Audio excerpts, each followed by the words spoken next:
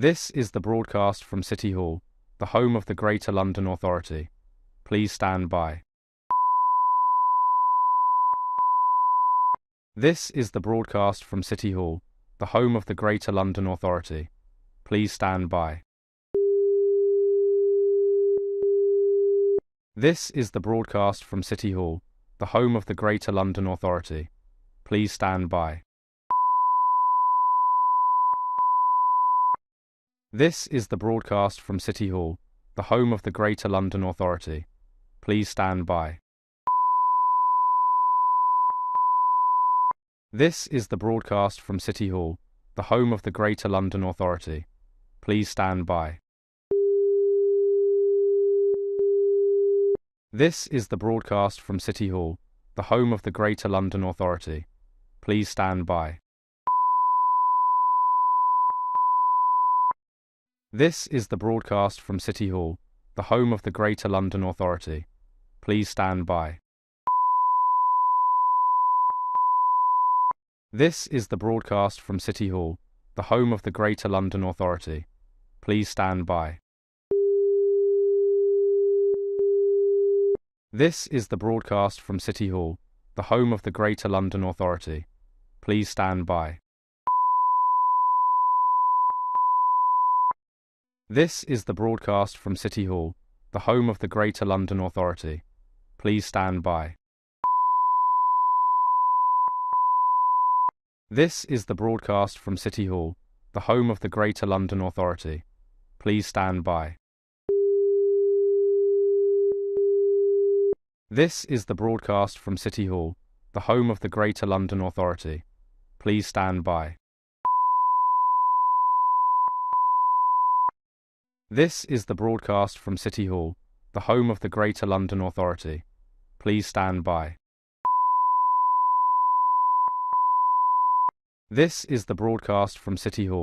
home of the Greater London Authority.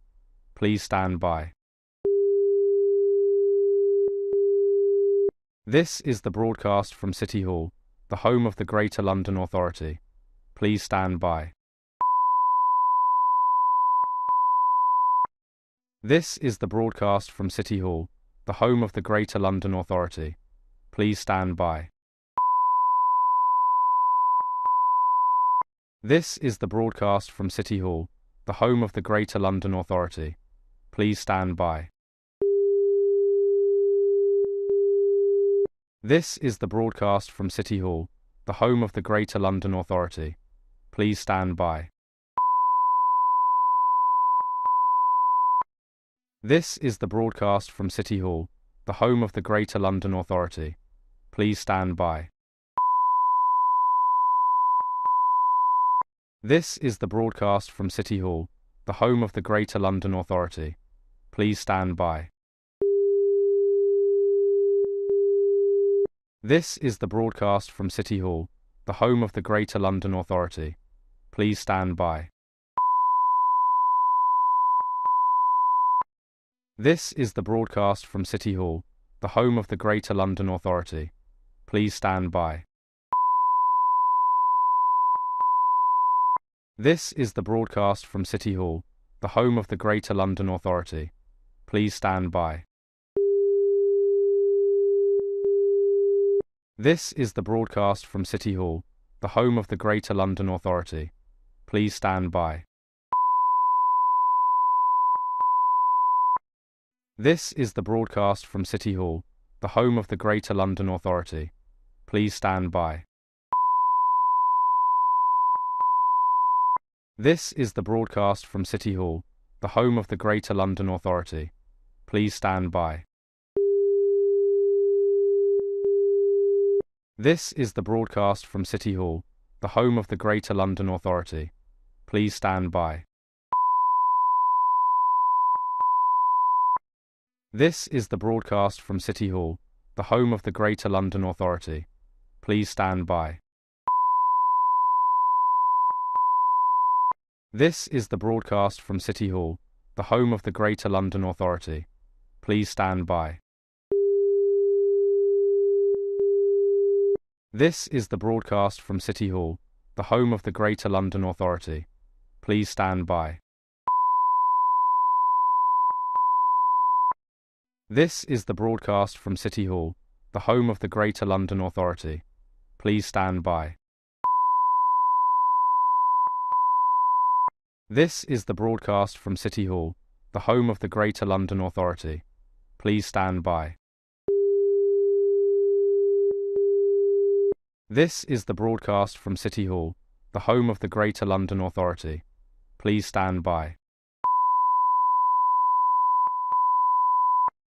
This is the broadcast from City Hall, the home of the Greater London Authority. Please stand by. This is the broadcast from City Hall, the home of the Greater London Authority. Please stand by. This is the broadcast from City Hall, the home of the Greater London Authority. Please stand by.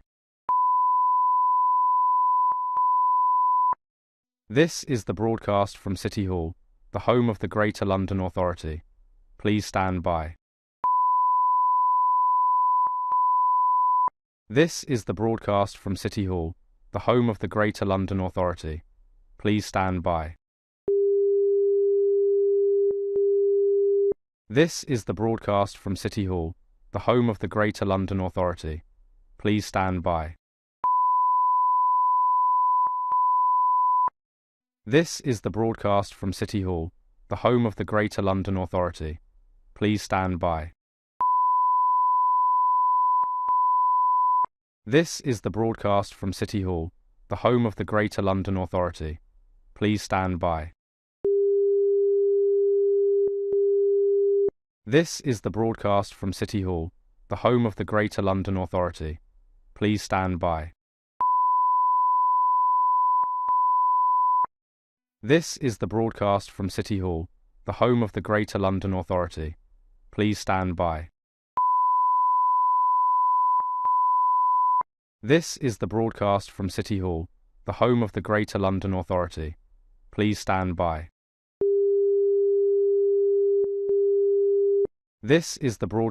City Hall, the home of the Greater London Authority.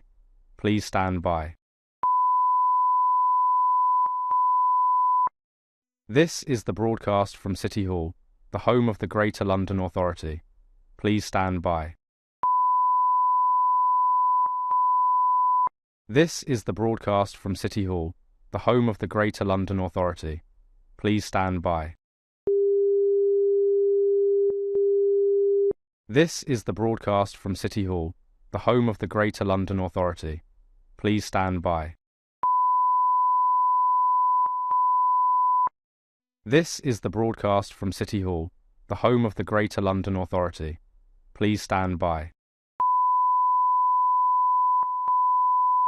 This is the broadcast from City Hall, the home of the Greater London Authority. Please stand by. This is the broadcast from City Hall, the home of the Greater London Authority. Please stand by. This is the broadcast from City Hall, the home of the Greater London Authority. Please stand by. This is the broadcast from City Hall, the home of the Greater London Authority. Please stand by. This is the broadcast from City Hall, the home of the Greater London Authority. Please stand by. This is the broadcast from City Hall, the home of the Greater London Authority. Please stand by. This is the broadcast from City Hall, the home of the Greater London Authority. Please stand by. This is the broadcast from City Hall, the home of the Greater London Authority. Please stand by. This is the broadcast from City Hall, the home of the Greater London Authority. Please stand by. This is the broadcast from City Hall, the home of the Greater London Authority. Please stand by. This is the broadcast from City Hall, the home of the Greater London Authority. Please stand by. This is the broadcast from City Hall, the home of the Greater London Authority. Please stand by. This is the broadcast from City Hall, the home of the Greater London Authority. Please stand by. This is the broadcast from City Hall, the home of the Greater London Authority. Please stand by. This is the broadcast from City Hall, the home of the Greater London Authority. Please stand by. This is the broadcast from City Hall, the home of the Greater London Authority. Please stand by. This is the broadcast from City Hall, the home of the Greater London Authority. Please stand by. This is the broadcast from City Hall, the home of the Greater London Authority. Please stand by. This is the broadcast from City Hall, the home of the Greater London Authority. Please stand by. This is the broadcast from City Hall, the home of the Greater London Authority. Please stand by. This is the broadcast from City Hall, the home of the Greater London Authority. Please stand by. This is the broadcast from City Hall, the home of the Greater London Authority. Please stand by. This is the broadcast from City Hall, the home of the Greater London Authority. Please stand by. This is the broadcast from City Hall, the home of the Greater London Authority. Please stand by. This is the broadcast from City Hall, the home of the Greater London Authority. Please stand by. This is the broadcast from City Hall, the home of the Greater London Authority. Please stand by. This is the broadcast from City Hall, the home of the Greater London Authority. Please stand by. This is the broadcast from City Hall, the home of the Greater London Authority. Please stand by. This is the broadcast from City Hall, the home of the Greater London Authority. Please stand by. This is the broadcast from City Hall, the home of the Greater London Authority. Please stand by. This is the broadcast from City Hall, the home of the Greater London Authority. Please stand by. This is the broadcast from City Hall, the home of the Greater London Authority. Please stand by. This is the broadcast from City Hall, the home of the Greater London Authority. Please stand by. This is the broadcast from City Hall, the home of the Greater London Authority. Please stand by. This is the broadcast from City Hall, the home of the Greater London Authority. Please stand by. This is the broadcast from City Hall, the home of the Greater London Authority. Please stand by. This is the broadcast from City Hall, the home of the Greater London Authority. Please stand by. This is the broadcast from City Hall, the home of the Greater London Authority. Please stand by. This is the broadcast from City Hall, the home of the Greater London Authority. Please stand by. This is the broadcast from City Hall, the home of the Greater London Authority. Please stand by. This is the broadcast from City Hall, the home of the Greater London Authority. Please stand by. This is the broadcast from City Hall, the home of the Greater London Authority. Please stand by. This is the broadcast from City Hall, the home of the Greater London Authority. Please stand by. This is the broadcast from City Hall, the home of the Greater London Authority. Please stand by. This is the broadcast from City Hall, the home of the Greater London Authority. Please stand by. This is the broadcast from City Hall, the home of the Greater London Authority. Please stand by. This is the broadcast from City Hall, the home of the Greater London Authority. Please stand by. This is the broadcast from City Hall, the home of the Greater London Authority. Please stand by. This is the broadcast from City Hall, the home of the Greater London Authority. Please stand by. This is the broadcast from City Hall, the home of the Greater London Authority. Please stand by. This is the broadcast from City Hall, the home of the Greater London Authority. Please stand by. This is the broadcast from City Hall, the home of the Greater London Authority. Please stand by. This is the broadcast from City Hall, the home of the Greater London Authority. Please stand by.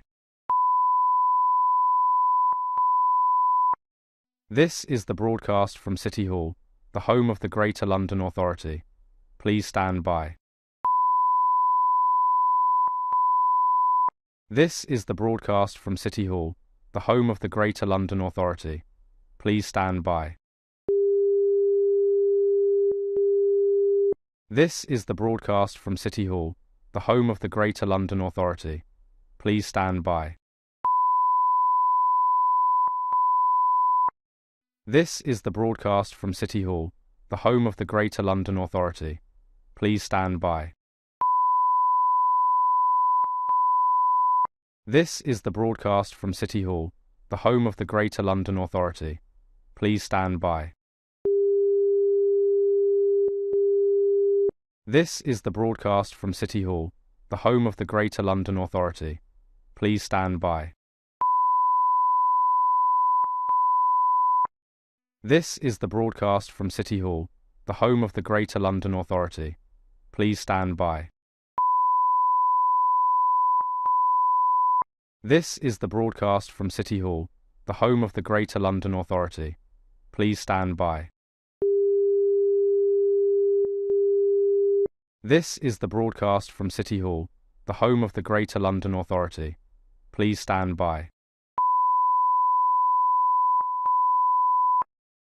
This is the broadcast from City Hall, the home of the Greater London Authority. Please stand by.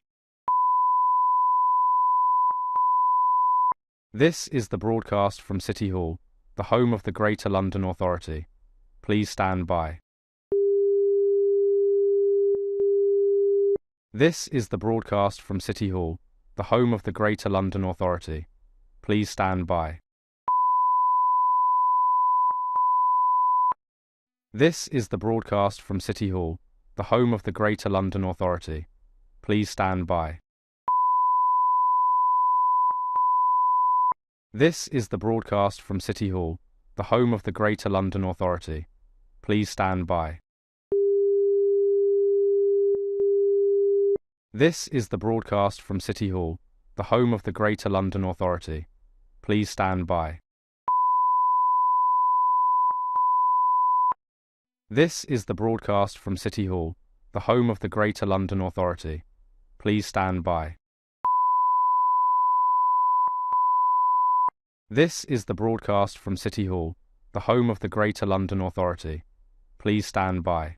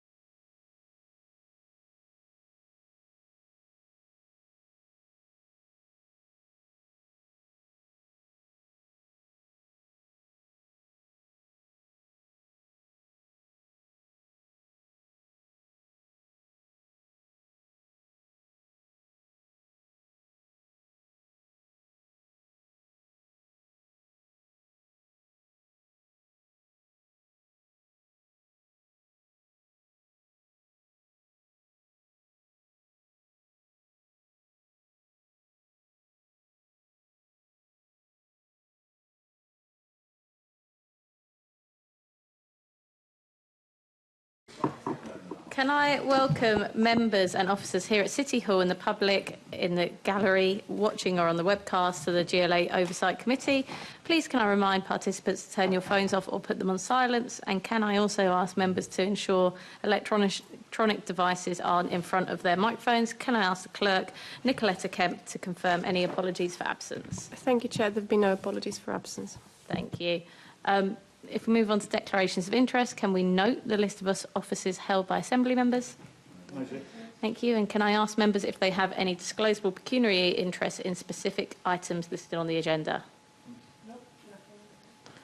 Thank you.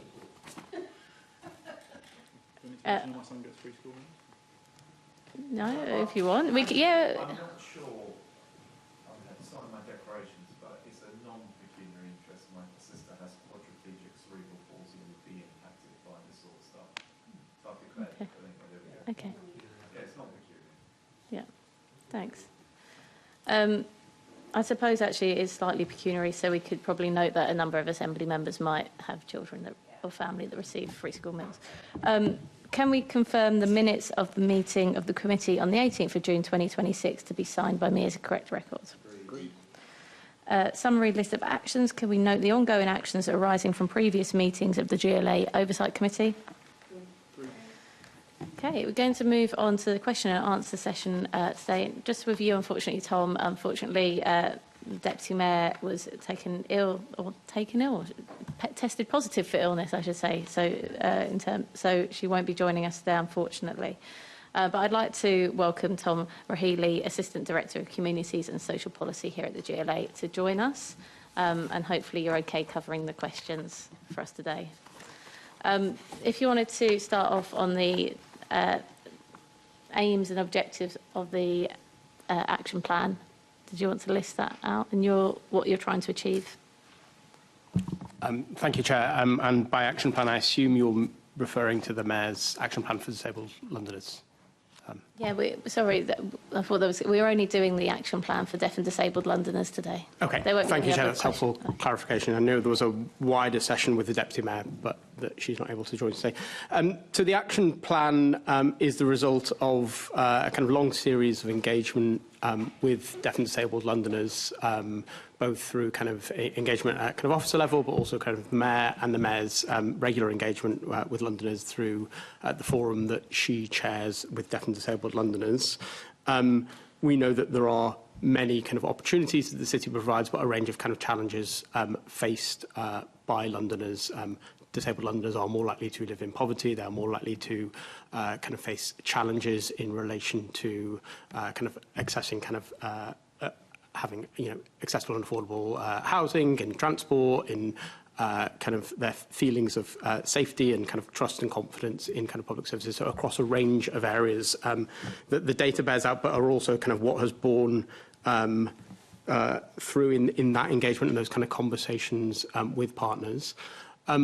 I suppose quite simply and quite broadly, the aims of the action plan were to work together with those partners to produce a set of actions that the Mayor and the GLA can take to address some of those kind of challenges and inequalities faced by deaf and disabled Londoners. So just think about actually what are the areas that are within the remit and the kind of powers of the Mayor, and therefore kind of the actions that the kind of Mayor can work up with partners and agree to take, and they will be set out within the action plan. So the action plan itself kind of covers a range, or will cover a range of different areas based on those priorities, but very much based on that approach of actually how are we working together with partners to understand the data, the evidence, but also the experience of Londoners and what is important for them in terms of the kind of changes that we might want to see. That's taken place through a kind of period of partnership work and kind of co-production. I'm not able at this point to kind of go through the specific actions in the plan because it's not yet published, but it identified a number of themes. Those were themes around kind of financial support, there were themes around employment and skills, around transport, around housing, around safety, and actually around how the GLA works and kind of works with deaf and disabled communities as well. Thanks. And Tom, could you just take us back and remind us when we decided, or when the Mayor decided to draft up the action plan? Work on the action plan started in September last year, so September 2025. And the date of summer 2026, is the plan still on track? Yes, so the plan is due to be published in summer this year. Sorry. Sorry, I was just going to say, so obviously now hitting summer, do you know when that is then? The plan has been, and that plan for kind of publication is agreed with partners. At the moment, the specific date for publication is being worked upon and agreed with the Mayor's Office, with kind of policy kind of colleagues in the Mayor's Office in Leeds, but also with kind of communications colleagues to make sure that that date for publication receives the maximum impact and therefore kind of delivers the maximum impact for Londoners. But the specific date is still being agreed. But are we talking imminently it's going to be? You're saying you're not sure on a date, but the ballpark of the month. So the commitment is to publish that plan in summer 2026, and so and that commitment remains that it will be published in summer 2026.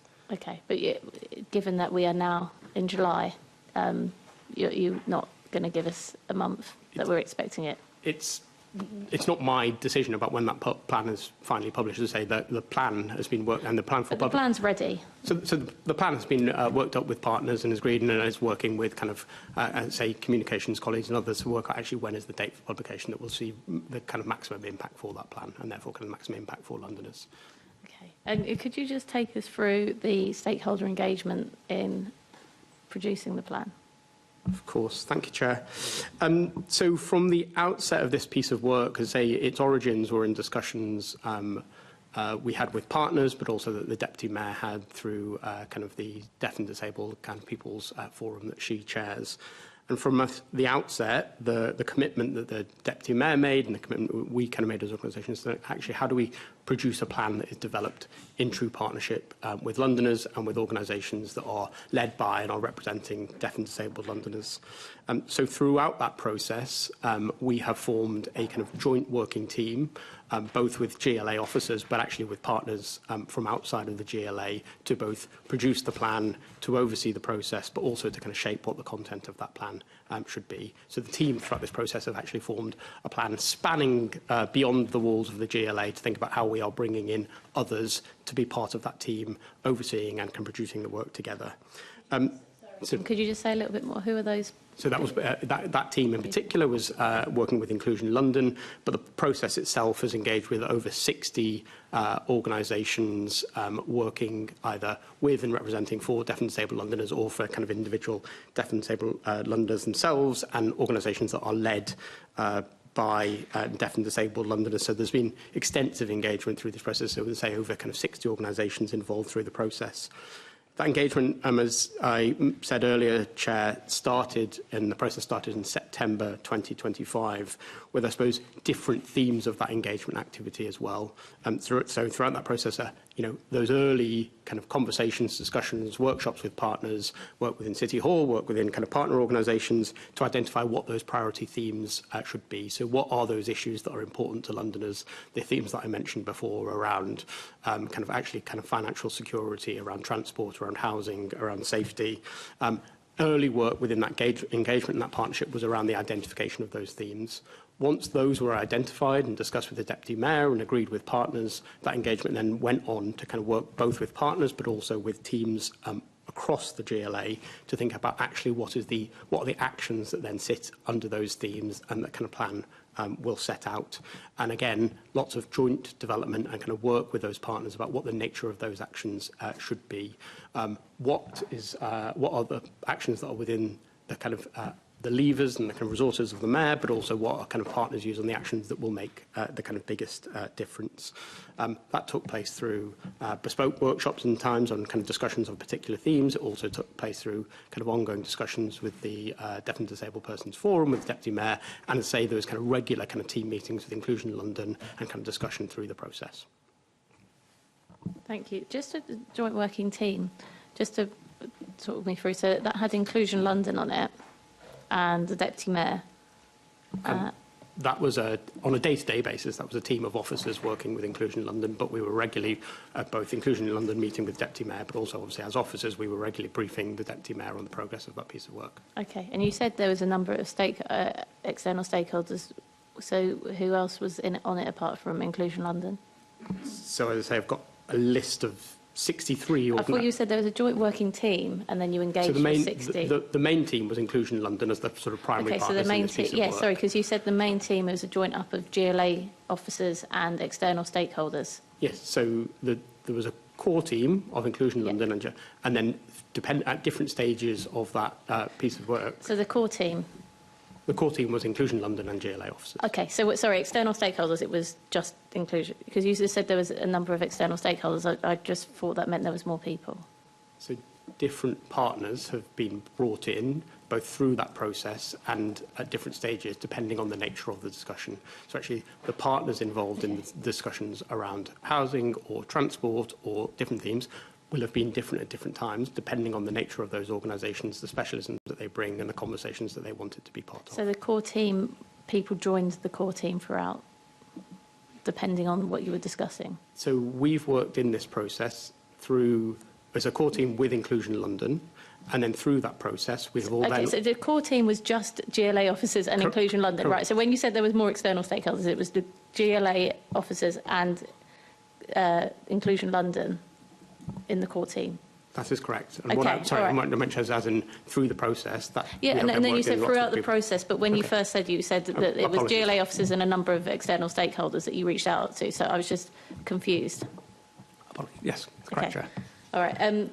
In the action plan, do you know if we'll be seeing anything on floating bus stops?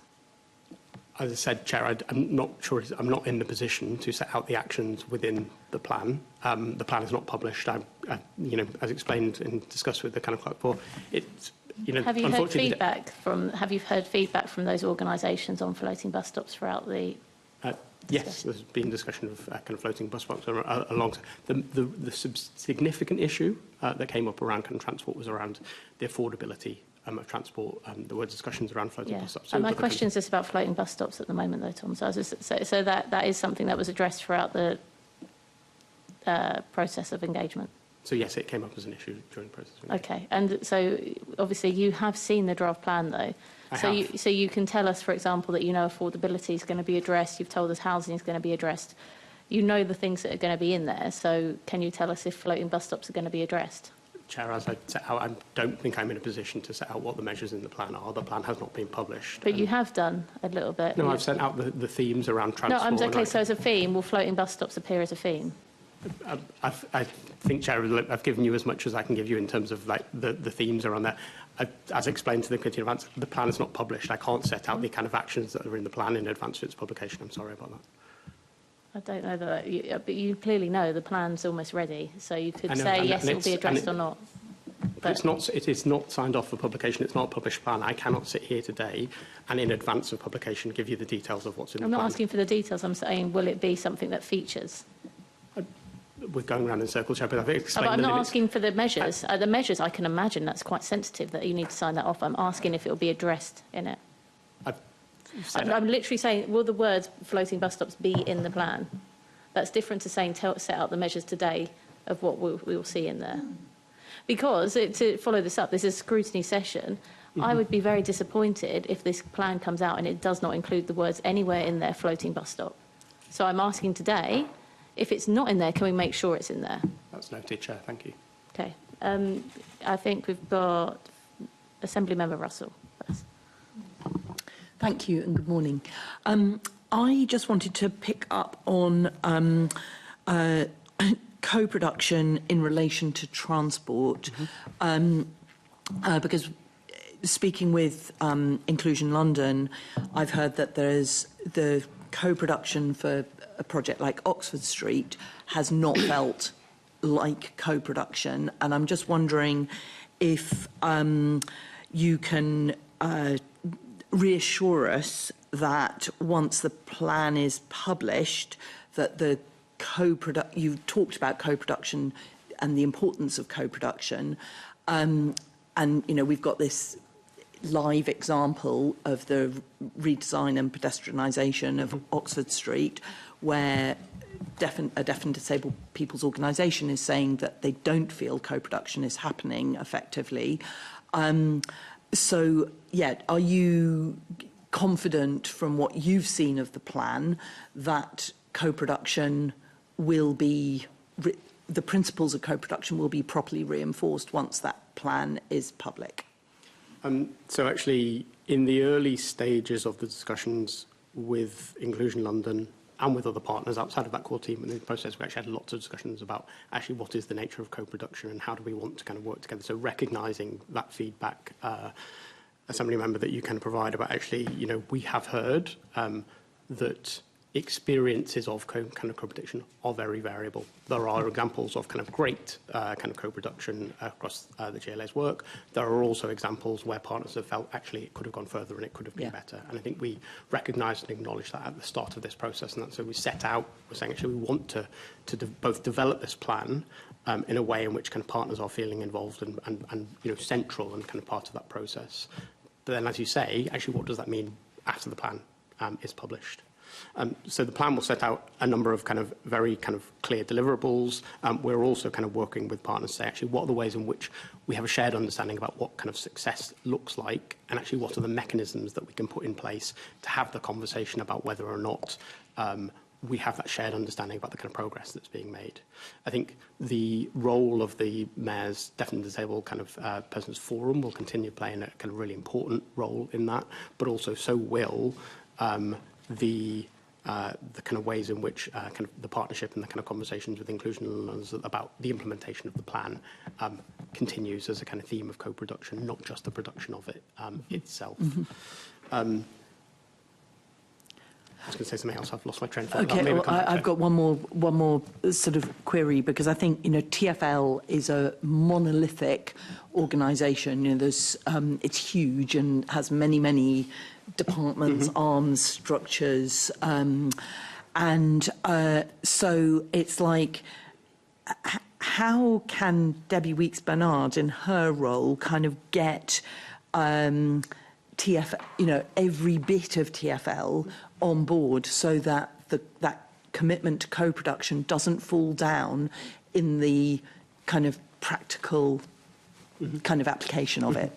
So I'd say that the Deputy Mayor is obviously kind of specifically and particularly responsible for the kind of GLA actions within this, but actually the way in which the Deputy Mayor chairs and runs something like the DDPO forum is actually to think about across the conversations that can happen across the GLA group. And so it is regularly the case that that kind of forum is speaking to and working with you know, all members of the kind of GLA family. So thinking about actually, you know, discussions that happen with MOPAC and kind of with within the MPS, within that, the Metropolitan Police Service, within TfL, within that, not just within the GLA family. So I think those conversations and the role that, you know, the Deputy Mayor plays in kind of chairing that group and kind of things does seek to kind of work across the GLA group in terms of those commitments that she's made about the nature of the action plan and the kind of partnership that she wants to see within it.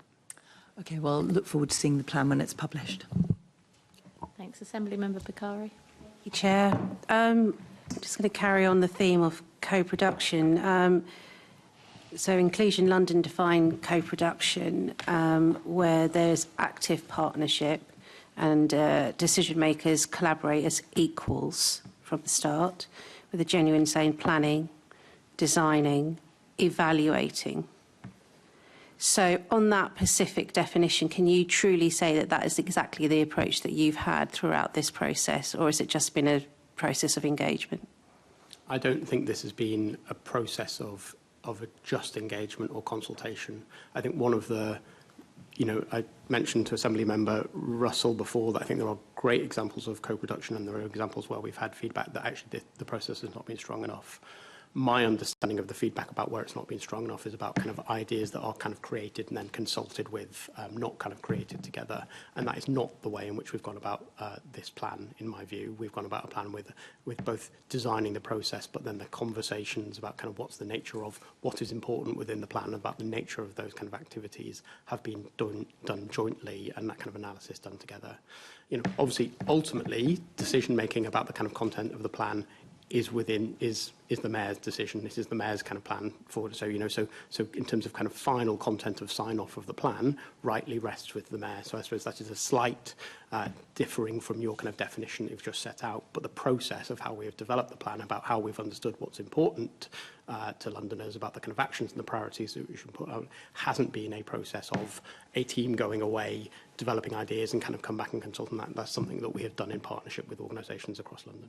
So full transparency, would you be able to, at some point, be able to tell us exactly what's been amended, rejected, strengthened, proposed actions before the draft is finalised? Would you be able to provide that evidence? I'm not sure I quite understand the question. I want to know what's been proposed and what you rejected, what was proposed and what was amended, what was proposed and what was accepted, because that's true co-production. Mm-hmm. Would you be able to provide that evidence? So those conversations and those processes took place in a number of ways. I say there were kind of a range of different kind of workshops, for example, held. Can you just say whether you could provide the evidence? Well, yes or no? Is that something you can do? I don't think it's that helpful to provide a yes or no answer. Well, if it was true co-production, you could be able to do that. Well, no, if I could explain why I don't think rather than a yes or no answer is helpful. Some of that took place in workshops and discussions where those processes are kind of created together. The idea that it wasn't the case of the team presenting a set of things and others saying yes or no, there was a process of co-creation of those ideas together. So the idea that there was a set of things that were rejected and resembled by one party or another, I don't think actually reflected. Can you at least say there was this one big contention where we just completely disagreed on? Was there anything like that came throughout this process? There were lots of discussions through the process about actually, for example... And you could provide evidence of the things that you've had disagreements over? I don't know if disagreement is the right word. There are lots of discussions... Or contention? Well, there are lots of discussions, for example, about the priorities and the issues that are important to Londoners, but also the issues that are important and within the gift of the mayor. So, for example, lots of discussions around actually what's the nature of financial support to Londoners, which actually the levers for changing that are not within the gift of the mayor to do that. So, the nature of personal payments or the level of financial support, something that the deputy But I just want evidence. I just want to see it, and I want to get some clarification. You can provide that evidence. So I suppose throughout the conversations, there must be something where you can say, these were the issues that we had, contention over. We've accepted this, we didn't accept that. I can't see how you can't do that without doing a proper full process of co-production, without having that kind of... Because I suppose what I'm explaining, Assembly Member, is I don't think that is the process of co-production. I think the process of co-production has been discussion and exploration of those ideas together. Yeah, I know. Discussion and exploration is lovely. But co-production can be evidence-based, and I'm just not seeing that evidence. That's my only concern, and I think I think that can be provided if you did a true process of co-production. I mean, there's also a process of being smart, and that's being able to do something that's specific and measurable and time-bound. And there's 20 actions on here using the words improve, support, work with, explore, scope, embed. There's not one part of that says how. And that's my major concern about this. The deliverable deadlines, KPIs, the milestones, the measurable outcomes of every action. Are we going to see that? Assembly Member Curry, I just think it's fair to say this is that's the scope. So there won't be... Okay, yeah, fine. I've just got a couple of questions about the launch, when it is finally done. The Mayor of London, has he seen the draft? The draft is with the Mayor's office. As I explained earlier to the Chair, the draft is in the process of being signed off for launch and kind of working with communications colleagues about when that is. And will he be at the launch? As I said to the Chair, the process for kind of signing off the launch is in the process of being finalised and agreed at the moment. So you think, the Mayor, do you think it's important that the Mayor should be fully involved and be at the launch and push this? The Mayor has been, and I think you have probably seen through answers to kind of various kind of mayoral questions through the period of the production list, the mayor is cited on, has been incredibly supportive of the plan throughout it. Obviously, the deputy mayor is leading that process. It is an area that is within her portfolio and remit, as is normal across the GLA's business, but the mayor is absolutely kind of backing the plan and the kind of recommendations within it. I mean, it would be disappointing if he wasn't at the launch, though, wouldn't it? I think that's a bit sad, really. Doesn't support disabled Londoners, doesn't want to be there, be the face of it. OK, you're not going to answer that question. The mayor has been clear in his commitment to the plan. That's fine. I'm just making a point. I think it's very sad that he doesn't want to be there. I haven't said that. Just for the record, I haven't said that the mayor doesn't want to be there. OK. Are we... Assemblyman Bakari, was that... I think I'll move on to... I'll let you carry on and... Yeah. OK. All right. So just one quick thing. So I'm going to move on to Assemblyman Baker in a second, then she'll take us on to the next section. But in the Mayor's initial introduction, he said that a small amount of actions from this plan will be taken from the equalities budget. Is that still the plan, to finance some of the recommendations from the equalities budget? And is there headroom in the budget to do so? So the plan has been developed so that the majority of actions are funded by budgets across the GLA, so they are kind of mainstreamed within the work of those budgets. It is likely, without going into them, that there are a small number that require additional resource, and that budget has been found to deliver those. Thank you. Assemblymember Baker. Thanks. I've just got a final question about transport, and then I think we're going to move on to the housing section. So the Transport Committee did some work, quite a lot of work on accessibility and inclusion, including a lot of engagement with disabled Londoners. That's a couple of years ago now. And one of the issues that came up was data, and how one of the problems is how we're measuring success and whether we're actually looking at genuinely more disabled people being able to use transport and get around and access opportunities. So, and specifically, although I'm not asking you about Dial-A-Ride, specifically, like, for instance, the Dial-A-Ride service, it measures itself on the people who already use it and not the people who might be able to use it and benefit it. So it's very difficult then to really say whether it's success in terms of London. So for the transport actions, are they going to be measured on whether more disabled Londoners are able to access transport, and against how many disabled Londoners there are, and whether they would like to be able to use public transport? Does that make sense? What's the sort of measures of success going to be? I suppose to speak in slightly more general terms, but hopefully answer your question, please obviously kind of come after. And in some ways, this, I think, comes back to Assemblymember Russell's question about actually what's the kind of process of co-production post the kind of publication of the plan.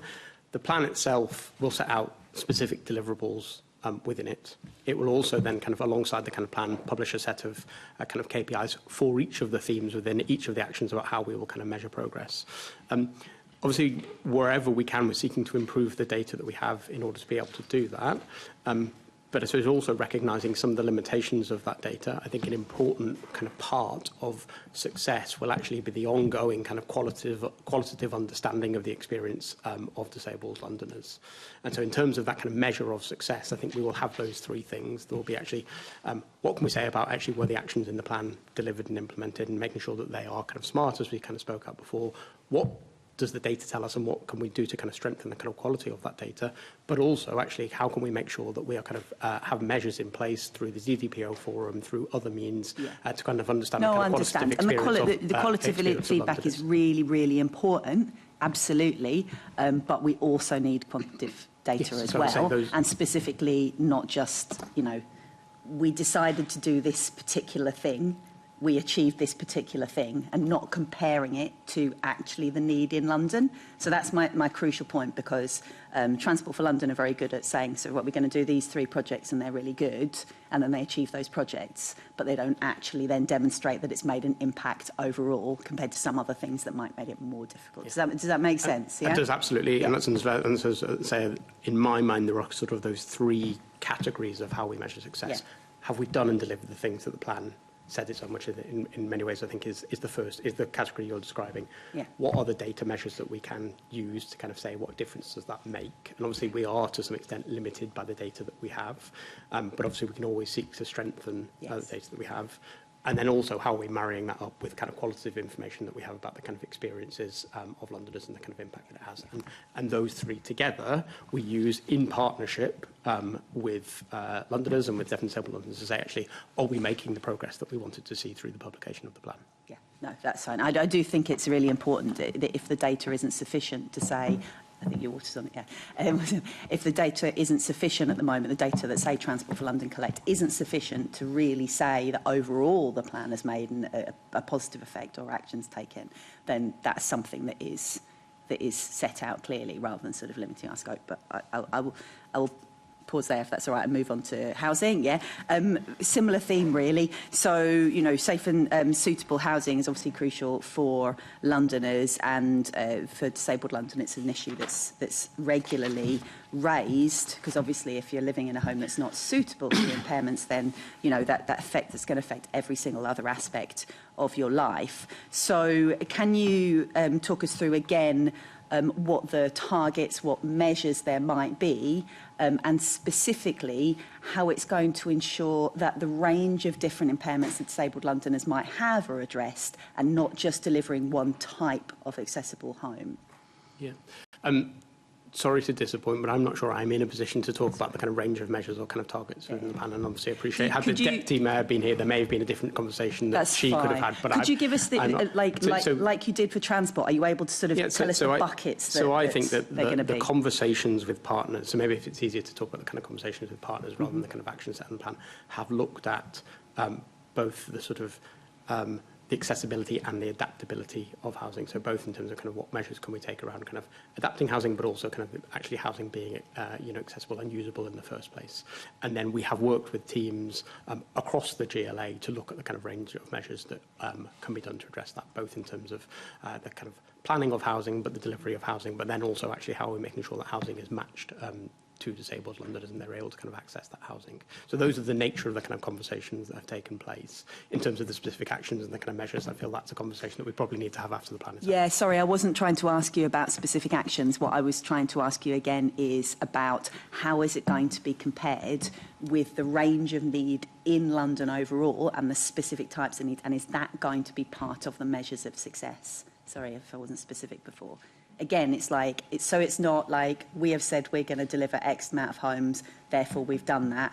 We're, and just setting, I mean, it's not marking your own homework, but it's setting your own homework tasks and then saying you've achieved them, rather than going, this is what the scale of the challenge is, and we're moving towards it, even if we can't solve anything. Is that embedded in? So I think the action plan as a whole, and including in issues like housing, and but also when it comes to employment or kind of financial hardship and poverty, has set out actually this is what we know about the scale of the challenge facing Londoners. This is what we know about rates of poverty in London. This is what we know about kind of trust and confidence in safety and policing. This is what we know. This is what we know about that kind of experience. So actually, that is the benchmark. Not what kind of GLA activity is. The benchmark is experience of Londoners and the kind of challenges that are facing, and the plan is seeking to overcome.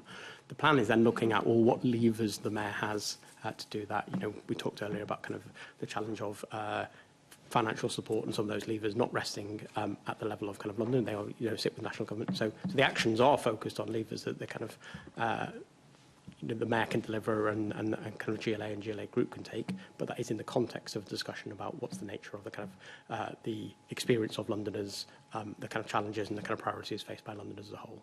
Yeah, it's just, I mean, the experience is really important and engagement is really important, but it is only half the picture, and the actual hard data of...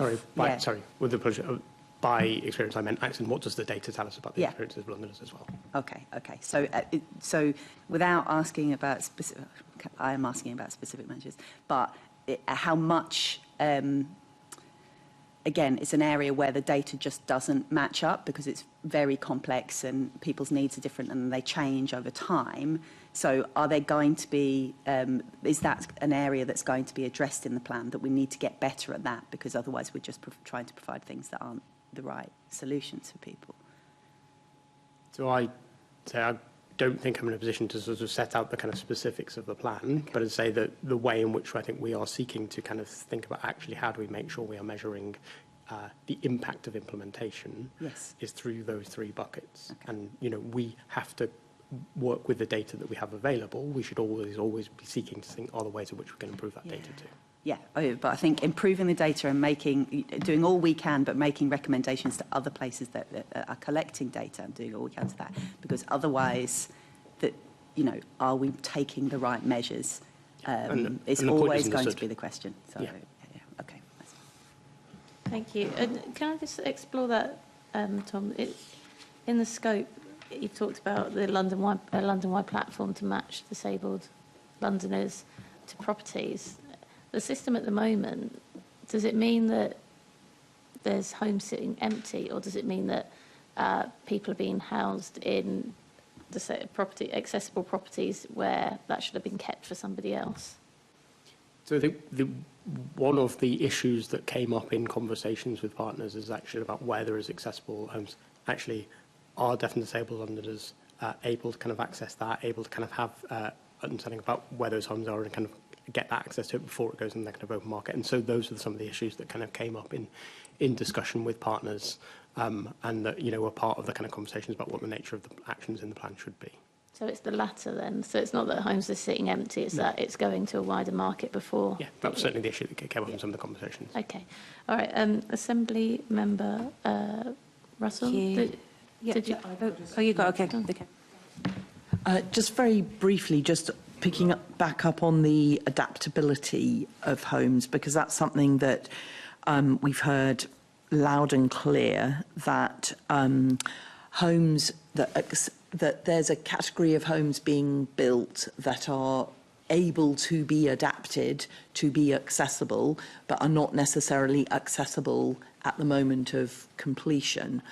And just wondered, are you able to say anything about that side of whether the plan actually addresses that issue, that there are homes that are capable of being adapted to be accessible, but they're not actually, they don't get to that standard of accessibility at the moment of being completed? So certainly the two sets of issues that came up in discussions were around adaptability, but also the delivery of kind of accessible homes that were kind of accessible in the first instance. So that how we do that, how we also both plan for that, but then also make sure that those kind of what are the measures that can be taken to make sure that those kind of plans are delivered on and met, and the kind of aspiration for those is the nature of the kind of discussions that were had through the kind of development of the plan. Okay, so it's something that has been considered in the production of the plan. Thank you. Thank you. Assembly Member Kari, do you want to ask your supplementary and then go on to the next section? You still? Sorry, I'm going to go to Assembly Member Georgie. No? Thank you. Just with regard to housing and sort of forward plan, because one of the things that we find, and it's always in this particular area, no matter how much reading you do and no matter how many strategies and action plans the Mayor has, fundamentally this all boils back down to the London plan, right?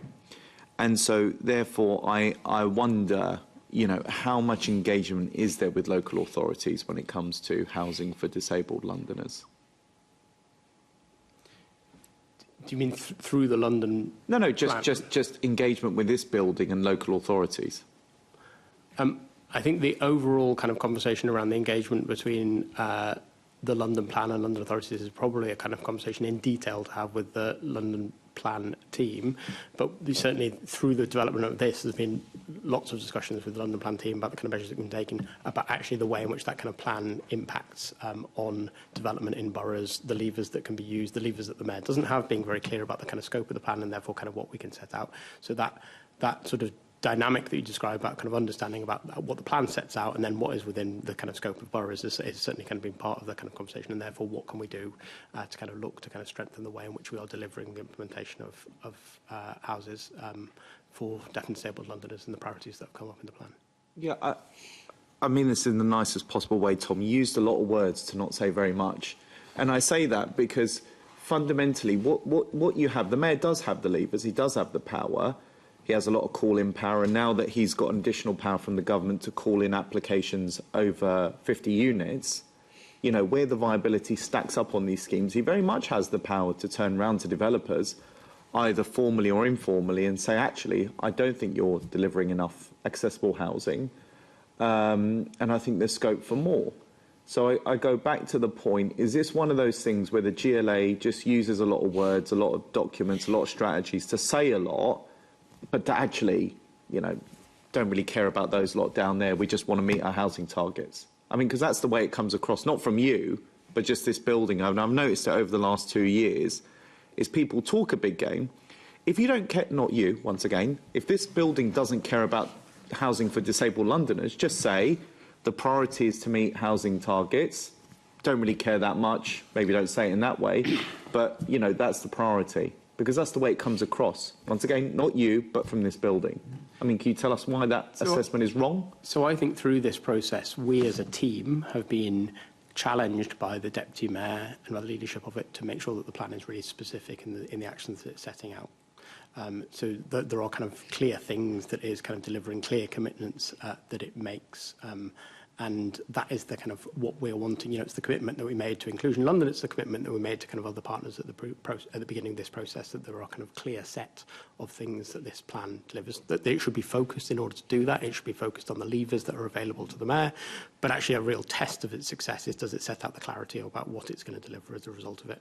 And I think that then comes back to the conversation we were having earlier about actually, well, what's then the kind of way in which we continue to work in partnership as an organisation to think about implementation and the kind of delivery, and to those conversations around kind of actually both delivery of the elements of the plan, but the kind of impact that they have for Londoners as well. So I think that the Deputy Mayor has really challenged us as a team to kind of make sure that the plan is specific and tangible and deliverable. Right, but you and the Deputy Mayor making these promises to Inclusion London is the same way when I married my wife that I promised my waistline and my hairline would stay the same. And, you know, clearly I failed. I've not been able to meet those two obligations. So my point being is that, you know, the Deputy Mayor and yourself may have all the best will in the world, but I feel like when it comes to this issue, you're viewed as a second-tier sort of department. You know, transport, planning, environment all get their own way all the time. But when it comes to enforcing this sort of policy through the formal channels, it's just like, well, it's a nice thing to have, but we're never really going to deliver it. But will the day ever come where you come to this committee, or the Deputy Mayor comes to this committee, and I know you can't speak for her, and say, actually, we are frustrated that we've got all these good ideas, but none of our other colleagues in planning are listening to us? We were asked to work on this plan because it's a priority for the Mayor's office and the Mayor to kind of set out this plan. Yeah, the Mayor's got a lot of priorities, but when will the point come? We've had this same Mayor for 10 years. When will the point come when someone turns around and says, yeah, our department has tried really hard on this. We've come at it from the right place. We've done all the proper engagement. We want the right things for housing and disabled Londoners, but we just can't get it done because no one's taking it seriously. I think the plan has been taken seriously by colleagues across the GLA. We've had actually, you know, significant engagement and work with teams right across the GLA. Engagement, but no action. Nothing's changed. Nothing's changed. The action is the kind of commitment set out within the plan. So actually, I mean engagement as in this has been a joint piece of work, not just by my team, but by teams across the GLA, reflecting of the priorities that that Londoners have identified through this process. Right, well, once again, and that commitment to actually, therefore, what's the kind of words, specific... Tom, it's words. Where are the actions? You're telling us with a straight face you think things, all the strategies, how long have you been at the GLA, if you don't mind me asking? I've been at the GLA 6 years with a period of comment now in the middle of that. 6 years. In that period of time, this housing for disabled Londoners, you've met all your targets. It's gone a lot better. Is that right? Is that what you're saying? I'm asking you a different question now. Has it gotten better in 6 years? You're proud of what you've achieved or your team's achieved? I'm proud of what the team's achieved. Housing for disabled Londoners? I'm proud of what the team's achieved. I think it's achieved working with Londoners. I think it's achieved things that have made a kind of real and tangible difference. Am I saying that, you know, there are still issues and challenges that face? Yes, and they are recognised by the Mayor and Deputy Mayor, and that's why the plan has been worked together to set out the further steps that will be taken to address those. I'll leave it there, Chair. Thank you. Assemblymember Bakari. Thank you. So, kind of the whole point of the proposal of the action plan was actually tied into having a disability equality champion, and I'm sure you're well aware of the cross-party support that had in the Assembly. And I was thrilled that the action plan part of it was accepted and accepted to be part of the role of the deputy mayor. But you know, you're not going to be surprised. I have major concerns of whether this is actually creating action, as we've been hearing. This really was a question really going to be more for the deputy mayor, and unfortunately she's not here, about, you know, the recommendation of appointing a disability equality champion and if that is actually going to happen. But I'm going to ask a slightly different question because I think you're probably going to struggle with answering that question. How much time do you think the deputy mayor has committed on the action plan and making sure that this, you know, that this is going to be an action plan that is fully deliverable? And would you say that it's taken up more time than that she, you know, hoped? Is it something that's taken up something more than her normal working hours? You know, what would you say? Has it taken more time than she would hope? The mayor has, the deputy mayor has engaged in this process and led this process kind of significantly throughout, I think, both in, you know, discussions that she has held with partners directly, whether those are individual meetings or whether that is chairing of forums like the DDPO forum. We as a team have regularly worked with the deputy mayor to kind of brief her on progress, to seek her steers, guidance, agreement where that is needed to the kind of process. So it's a process that she has actively engaged in and overseen the kind of development and kind of agreement, including pushing back and kind of challenging us for the ambition of the plan. So there's been some frustration as well from the deputy mayor trying to push for things, would you say? No, I meant of us as a team, as in the leadership to challenge us to be ambitious. So it's been a challenge? Kind of I don't mean challenge in an adversarial say. I mean ambition and challenge for what we want to deliver within the plan. So if you're asking about the kind of the deputy mayor's involvement in the plan, she's been actively involved in the process, led that process both in terms of discussions with us as a team and setting the ambition for us as a team and what we can deliver within the plan, but also in those partners in those kind of conversations with external partners as well. So when I use the word challenge, I mean that in a positive way, that she's setting out the ambition about what she wants within this plan. How has she managed the role of going across the entire GLA and push for the things that we need to see across the whole of the GLA, all those actions, in a way that is 100% focused on the objectives of what the action plan is supposed to be able to achieve, and do the role that she's supposed to do, you know, within her own remit of deputy mayor across communities? You know, I find that remarkable that she's managed to do this on the time that she has, all on her own. But that's the nature of her work. She, you know, this is a priority within her portfolio of work, something that she has dedicated the time to do. You're right, alongside a whole range of other issues that she leads and kind of delivers on. This process has been officer-led conversations. It's also been conversations that the deputy mayor has led with colleagues across, you know, other deputy mayors about securing the kind of nature of kind of commitment and actions in the plan. So yes, it is a process that she has led within that. What I find struggling with is that even within the description of what you were saying about achieving the action plan, it's very limited on budget funding as well, and I'm concerned that, you know, if you're basically using the resources that you already have to do quite a big piece of work without committing any extra resources and funding.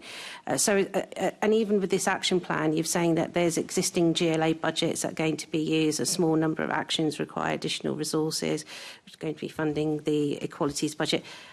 I can't see how we're going to see a real overhaul for the deaf and disabled community and engagement with the plans on a very small amount of budget and resources and staffing.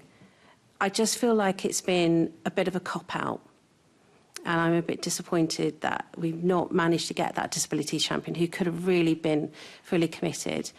And you're saying to me that you think that the deputy mayor has managed to, with all this limited amount of resource and very small amount of change to the remit, will be able to achieve all the things that we need to see across the whole of the GLA with an action plan?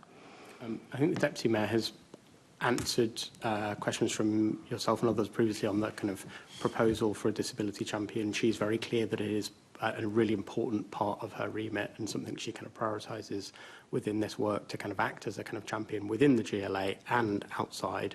And she's done that through her leadership of this piece of work as well, in my view.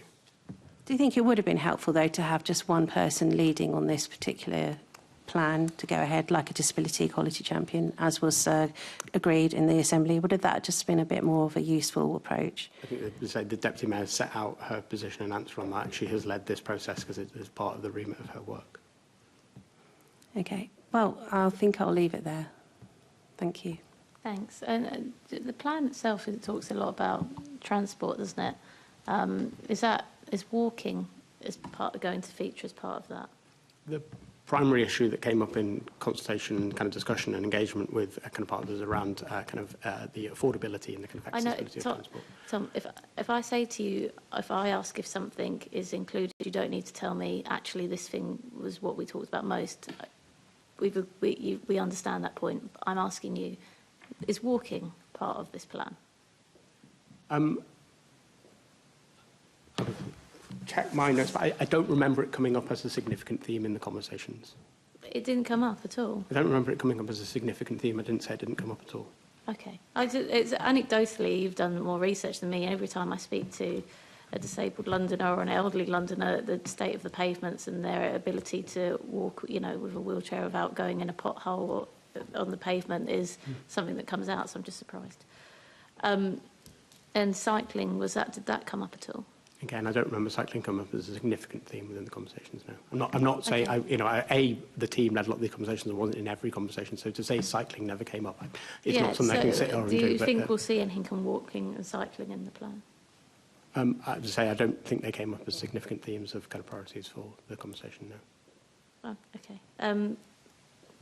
Surprising that we'll have a disability action plan and a big focus of that would be transport. And is it, to my mind, then it's just going to focus solely on public transport? So the plan has tried to deliberately focus on, kind of key priorities and the action we can take within that, and the kind of key priorities or issues which were raised largely around kind of the affordability and the accessibility of transport. Okay. All right.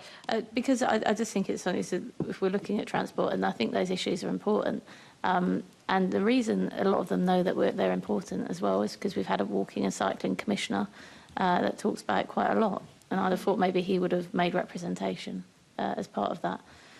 Perhaps they're not really worth it having commissioners or champions because they're not talking about these things. So I think, we've got a walking and cycling commissioner, and maybe we would have had a disability champion talking about the things that are important in those areas. But that's interesting that we'll have a disability action plan that's not going to talk about transport, but it will only talk about one form of transport.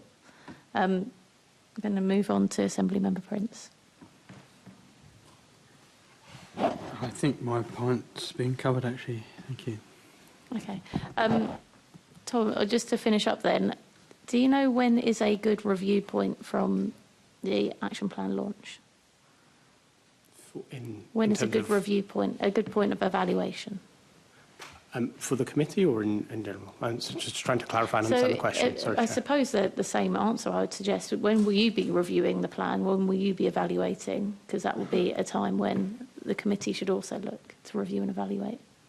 So obviously when the committee wants to review and evaluate is obviously a kind of decision for you and the committee chair. In terms of the plan itself, it would be not good to do it if you come and say we haven't looked at that yet. So in terms of the plan itself, obviously different measures within the plan have different timescales for their kind of delivery.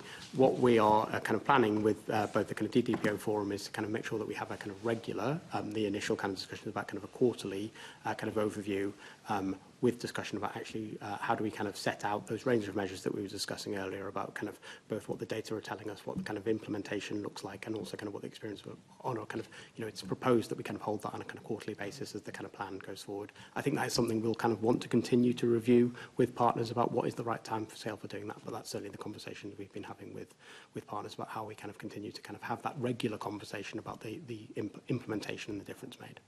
Okay, so it's not going to be like a big one-year review, or you haven't planned an update after a year or 6 months?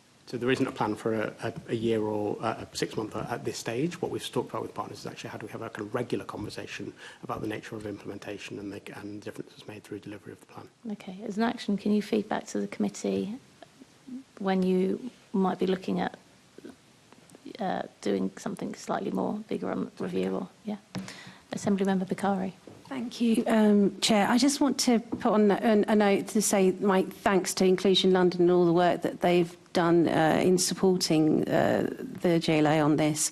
And I know they're part of the core team, but one of my concerns is that they're all volunteers. Were they given any sort of kind of financial support to, you know, even come travel to give the support that they did to the GLA throughout this whole process at all? I don't have the details of what kind of support was, but support was certainly provided to make sure that kind of organisations can participate in the process. And Chair, I'd also like to note my thanks to members of Inclusion London who've been invaluable through this process. Thanks. I think Okay, the Assembly but members no asking about financial support, are you asking about remuneration for participation? I mean, it's up to you if you want to. That's your question. I thought that's what you were asking. And if it's helpful, Chair, I can kind of come back with details. Okay, Okay. that's All fine. right. You can come back. Yeah. Okay, all right, thanks. I don't think there's any further questions from the committee, Tom, so I think Thank you. that's all good. Thank you. And if we take a break and come back at 11 for Joe? Thanks, guys.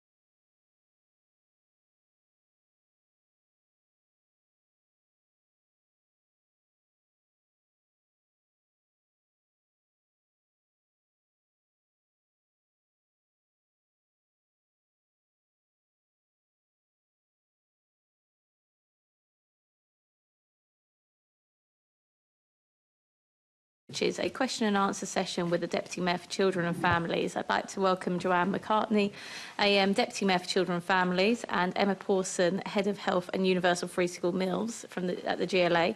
Welcome both. Nice to see you on that side, Joe. If you want to just open up, perhaps, Joe, with a brief about some of the main pieces of work that is important to yourself at the moment and the aims and priorities for the year ahead. Thank you for that, Chair. Well, I'm Deputy Mayor of London for Children's and Families and the Statutory Deputy Mayor. And of course, that work sits alongside my role as an Assembly member, which is, I suppose, my first role and the reason I'm in this position. My role as Deputy Mayor for Children and Families is primarily focused on driving forward the Mayor's vision of ensuring that London is the best city for children and young Londoners to grow up in and thrive. And my top priority is working with schools, partners, boroughs and government to ensure that children in this city have the best start in life. They grow up with good mental health and physical health and well-being, supporting families and reducing inequalities that affect children's life chances.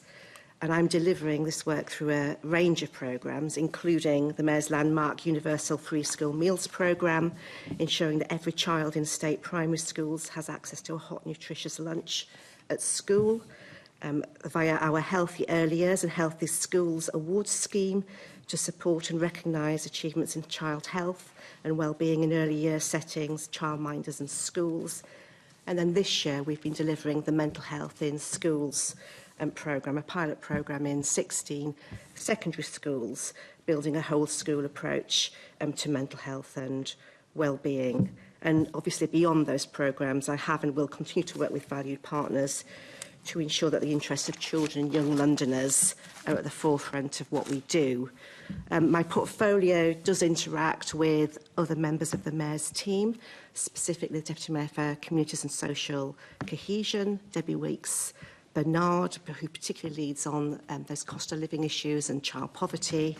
And I also work closely with Lib Peck and the Mayor's Violence Reduction Unit, who lead on that early tackling prevention, violence prevention work. And that happens through an approach of early intervention and prevention.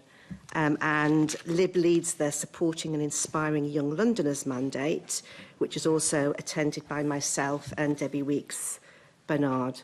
And I obviously work closely with the Mayor's Health Advisor, Dr Tom Coffey, on childhood health and the emerging new work on this subject with the Mayor's Health Improvement Plan. As part of my role, one of the best parts of it actually is visiting schools and nurseries and youth provision across the city, and just to say I've seen some amazing practice and amazing work. It's a real joy to go and just see the work that some of our amazing people are doing with children, young people across the city. Thanks, Joe. Bassam, did you want to ask something later? Thanks. I've joined you at one of the schools in my patch, and I think you've got a real knack in terms of sort of your ability to connect with young people and with the staff.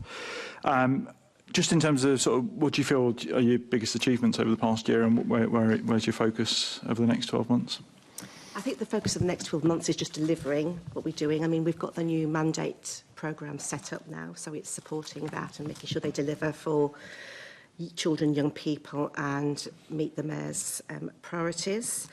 I suppose over this last year, launching the Mental Health in Schools project has been good, and I've again visited many of those schools that we're supporting and just seeing the good work that's happening in them and how it's appreciated. I think one of the greatest achievements, and if I can do this publicly, just thank again Emma and her team.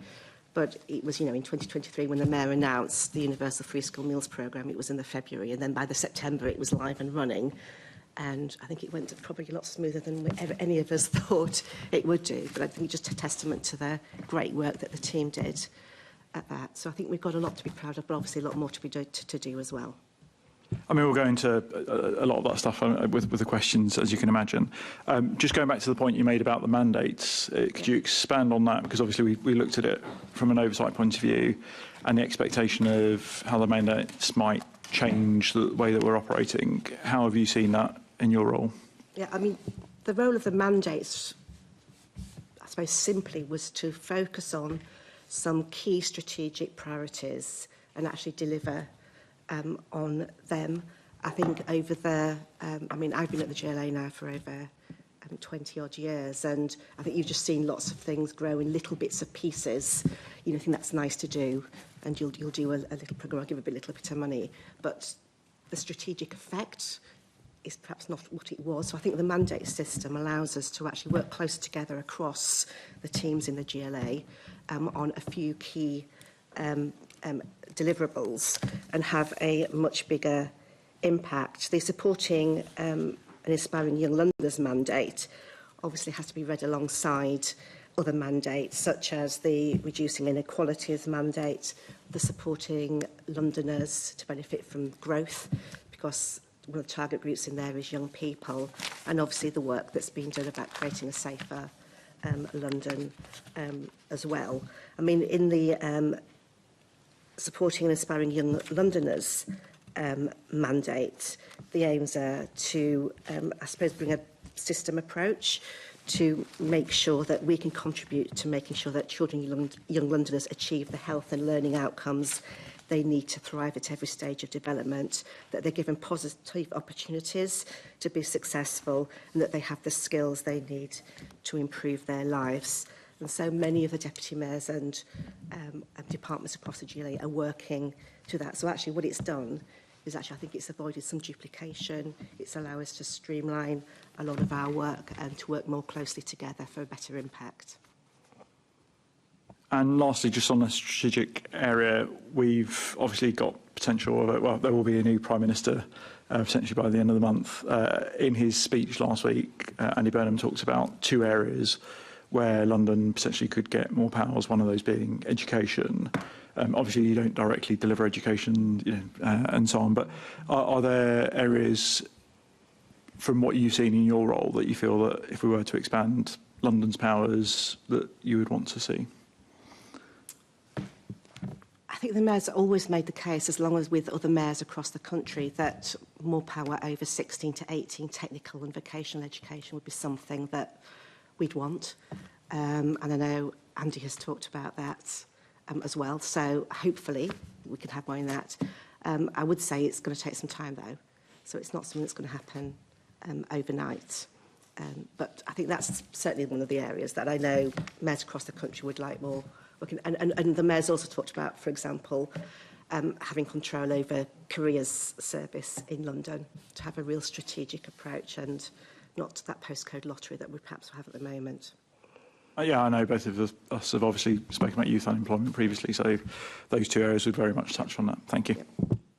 Thanks. And Joe, if we're talking about getting to the end of 2028 and looking back over performance and delivery in your role, what are the main KPIs, the main performance indicators that you think we should look to judge your performance in Mayor and in this portfolio? I think in this portfolio, and you know, you're now you chair of health again this next year, yeah. Next year, yes. I think you know, I think it's the GLA has a really important strategic role, but we have quite limited levers to actually deliver programmes. A lot of that stays with local authorities to deliver, particularly in the area of children and young Londoners, to deliver services in our wonderful community sector and our schools. I think what I would want to see is that we've played our part and we've brought systems together so that there's more partnership working and making a real impact across the city. Obviously, I'm really proud of the work we've done on universal free school meals. I think that's made a real difference with the mental health support in schools.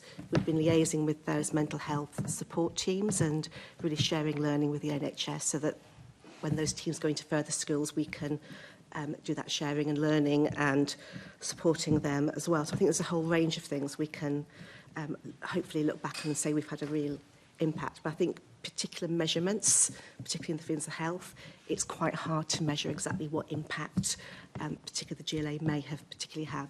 Obviously, on, for example, the issues of positive opportunities that have been provided, you can measure those. You can also measure things such as whether young people and children, young people are more resilient because of some of the programmes that you've put in place. So, for example, in the Healthy Schools and Healthy Early Years work with the refreshed resources that we have, we are now building in more of a sort of evaluation framework in that, so that schools and settings will benchmark where they start from, so they can see the impact of their particular programmes. So if we come back to so universal free school meals, obviously that's a key programme. So how are we measuring the success? What does success look like? Yeah, well, we've obviously had the research from the impact of urban health after the 1 year mark, which found that the programme alleviated financial pressures for all households, and particularly for those on lower incomes. 84% of parents surveyed said that had helped or significantly helped their household finances. 55% of children surveyed thought their children were trying new foods because of the policy. We found it had contributed to a calmer and more productive school environment. And a third of parents were saying that a healthy lunch enabled their children to concentrate better in lessons. Sorry, if we were getting to 2028, that's the review of that. Yeah. But what is like the wider measuring success of that? Is that just maintaining, I guess? Because you just mentioned that as a key programme. So I thought, is that just maintaining what you're... I think partly it's about maintaining, making the programme is delivered, but also that, I mean, Emma could talk a little bit more of that, but we've gone beyond that as well. So, for example, we're working in partnership with School Food Matters, and we're doing work amongst the boroughs and caterers about improving nutritional quality in food. We've also, with our work on universal registration, we're making sure that schools have extra resources because extra pupil premium funding is coming in, and to date that's achieved about £50 million extra for London schools coming in. So I think it's about maintaining, but about also using that network to try and improve the system further as well. Okay. Because I'm just trying to get a handle, because we'll come down to specifics, which is why I stopped you for a bit there, because we will be coming on to that later. But it's more just this, trying to get to the specifics of where we judge, you know, is there...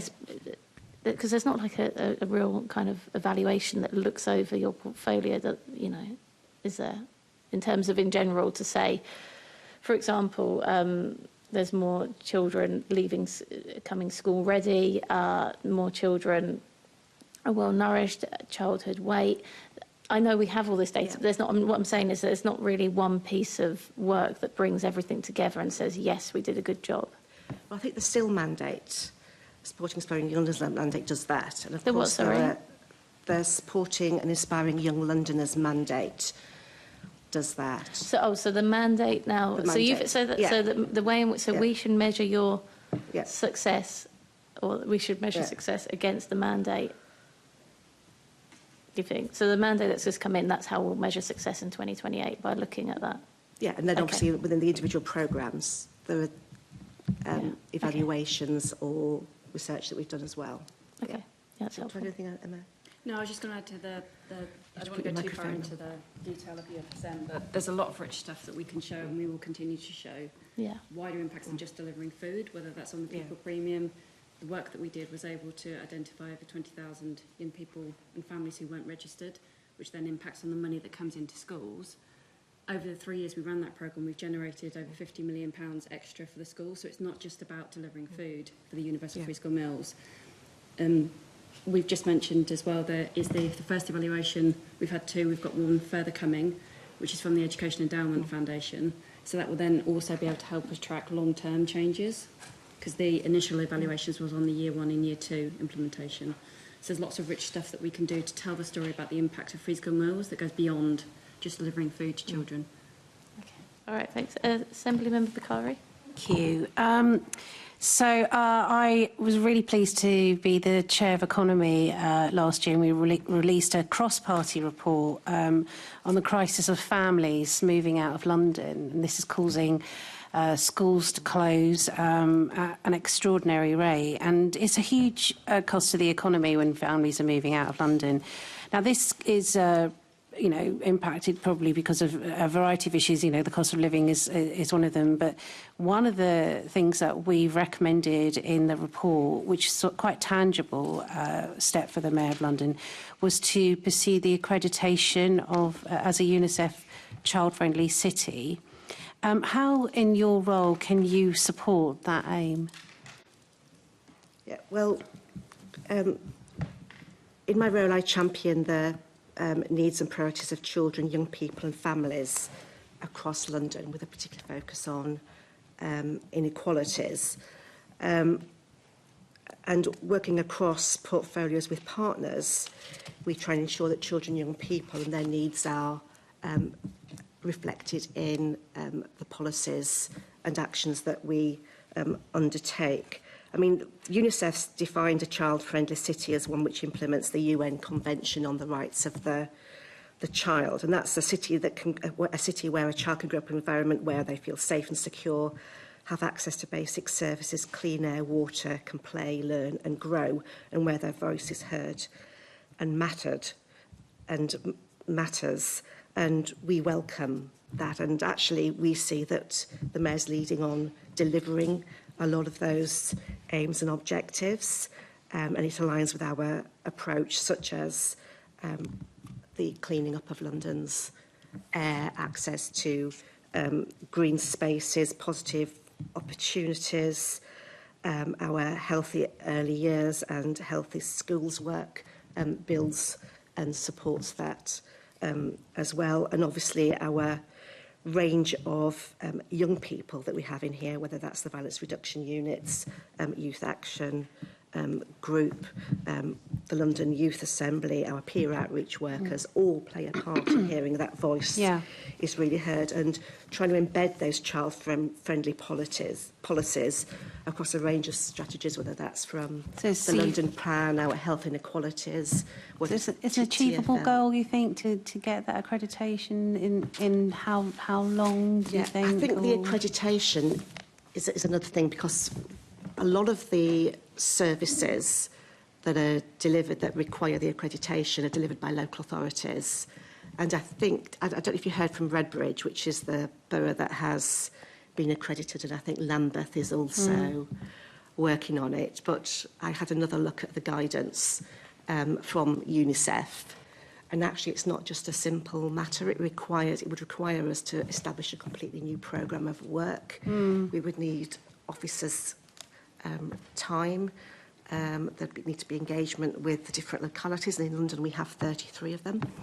If you count each local authority, and then each local authority, they'd have to agree to prioritise this area of work, set aside budget to do it. So it's not as simple or as easy. Yeah, I can imagine it is complicated and challenging to do. But what a statement it would make.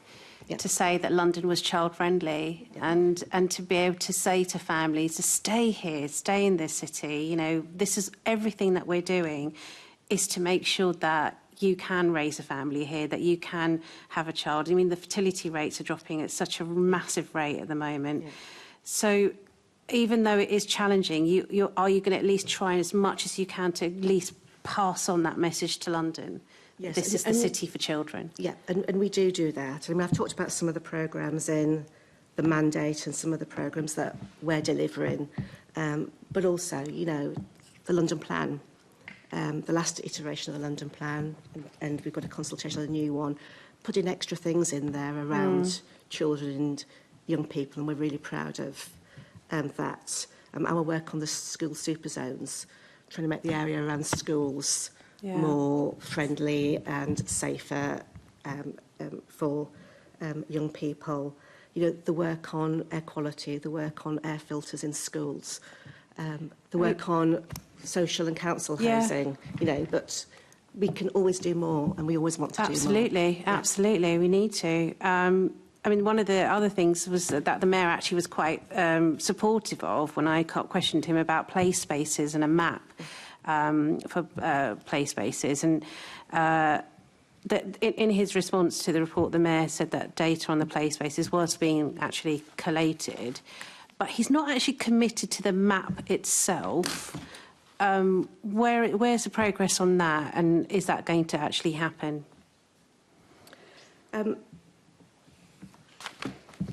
I'm not sure as a parent, if I was looking for a play space, I'd look on the GLA website, to be frank. I think at a push, you might go onto your local authority's website.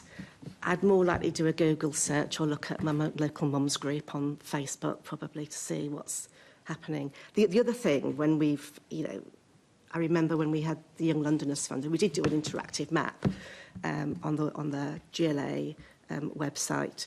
The difficulty of keeping it updated and accurate was a challenge. It takes a lot of officer time to do it. It requires, if you're doing a map for the whole of London, it would require local authority resource to update it. It would be out of date, opening, closing times. Yeah. It'd be, I think it'd just be really I mean, it's one of the, that was one of the major asks, though, from the experts that we had, from the architects, people who are real experts on this, that this was the one thing they really wanted to come out as an objective that the Mayor could do that will really make a difference. And there are charities.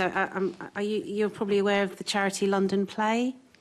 Yeah, and I've met the director. They did a fantastic event in Parliament called Parliament Square is Lava, which was great, and seeing all the kids, getting involved with that. And one of their things that they're pushing for a young mayor for play as well.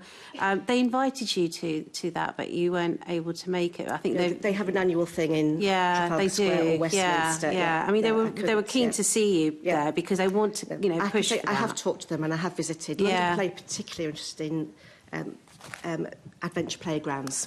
And there's still some adventure playgrounds. Yeah, but adventure playgrounds are closing, and they are. I mean, I don't want to press this point more, but I'm really seriously worried that we're losing so much space, and we're not really committing to this, and children are losing out. Housing developments are coming through. It's like big signs: "Don't play, no ball games." It's just there's this trend now shifting away that is going to risk us truly becoming a childless city. And I do not want that. I know you don't want that. We've got to do a lot more. I hope that you really do put those recommendations from the Economy Committee very seriously within your remit, even though it's challenging and even though it's difficult. It's worth it. So play is really important. Which is partly why I have met London Play a few times and have visited 2 or 3 of their adventure playgrounds over the last 2 or 3 years. So I'm very alive to what they are saying. Of course, they rely particularly on local authority funding. We know local authority funding has been hit over the last 15 years. So, local councillors sitting around this table, I think it's always incumbent on you to raise that as well with your own local council, making sure that they prioritise this too. Okay, well, I wish you luck to make sure this happens. Thanks. I guess just to come back on that point, and you said no one's going to go to the GLA website to look it up, and I agree with you. No one's going to search Mayor of London, what can I do this weekend? But there is a wider point there around, I don't think that's what they're asking for. They're asking for, I mean, and you said you might go to your local authority website. I think that's actually a first port of call for trying to see what an area has, and authorities vary in terms of how user-friendly that information is on their site. But actually pulling together all that information in one place with perhaps an app and a one-stop shop where people know where to go is a very good idea. And I think there's a partnership there. It couldn't be the GLA that owns it and funds it perhaps, but there is a partnership there. And if developers are asking for it, if somebody wants to perhaps help partner on this deal? Is that something you're open to working on? I think I could take it back to the team, but of course, I think all the caveats I've said before still apply. I mean, with youth provision, for example, there is is it the London Village app, where if you're, particularly for teens, but you can go on there and find out what is in your local area for, particularly, I think, teenagers and above, find out what's happening there. So there is something out there, and we do advertise that as well, so we can say you can find details on this and with some of the comms and what we do. I'm not necessarily sure we have the resources or necessarily the ability to make sure that this is constantly updated with. No, I think that's right. It would have to be a partnership where the resource was and skills were working in partnership with someone else. But anyway, Assembly Member Prince. Thank you, Chair. Good morning. I'm sure you're aware of the Culture and Economy Committee's statement recently on London becoming less affordable for families, and that number of children living in the capital has been falling over a decade. And I think that is evidence that the policies of the Mayor are simply not working for ordinary working families.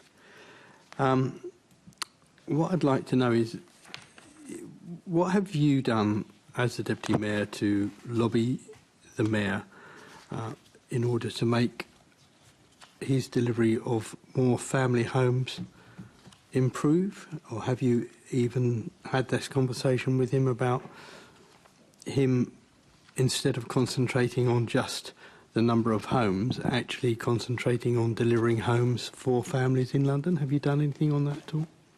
Well, of course, we have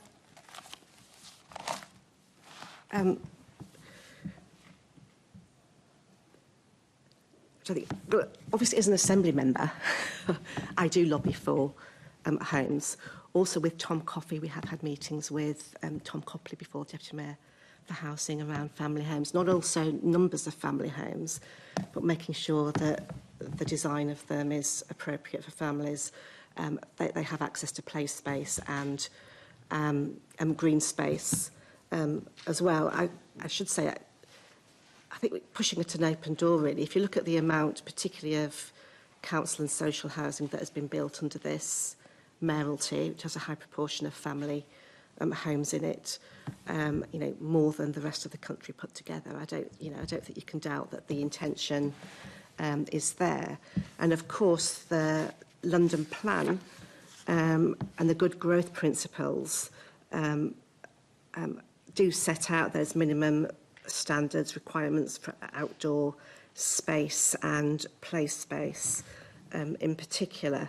But obviously, I think the question you ask is slightly wider than that, because there's a lot of work we are doing to make sure that we try to reduce the cost of living. You've had Tom Rahilly here earlier, who no doubt talked about the work they're doing around child poverty and income maximisation.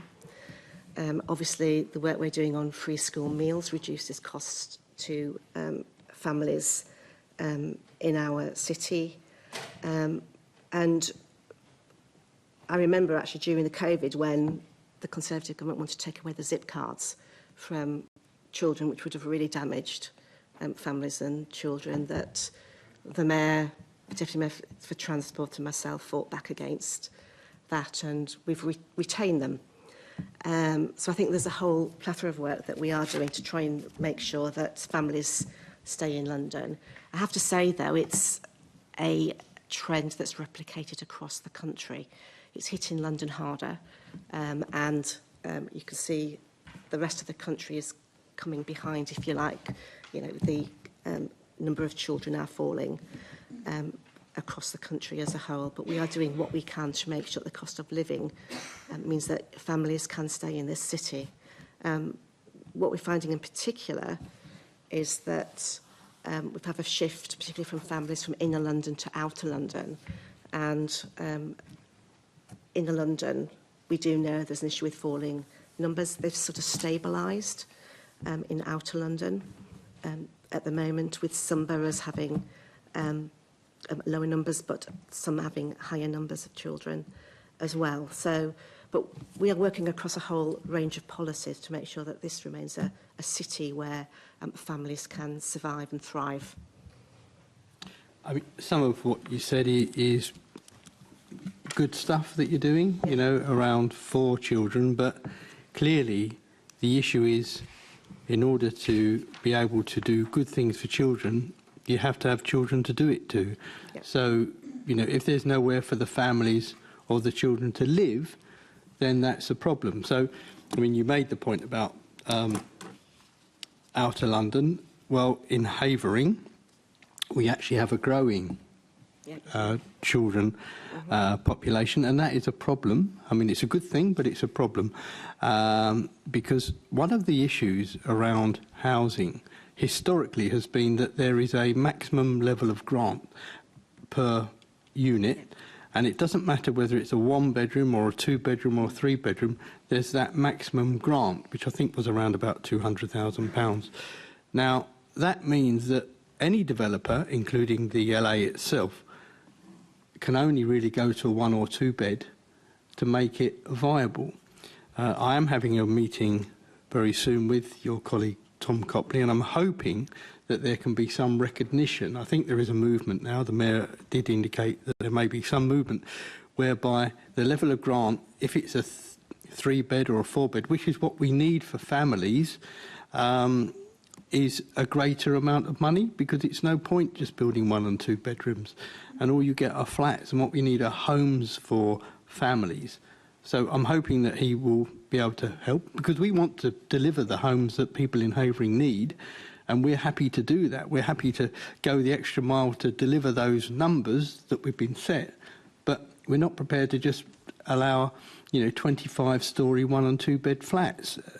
So what I'd ask you, Deputy Mayor, is would you join me in lobbying the Deputy Mayor and lobbying the Mayor that we are able, so that we're able to deliver those family homes, so that we can have the children, so you can do all the good things that you're doing to the children, because they're living in London and they exist.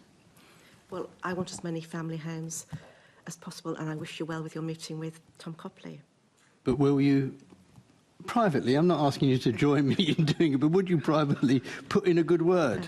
I think we need a range of homes. To be honest, we've got an elderly population as well, and we know there's also issues with people wanting to downsize and not able to because of costs and availability too. So, you know, I think we need a balanced approach, but I will obviously make the case as best I can for more family homes. Appreciate that. Thank you.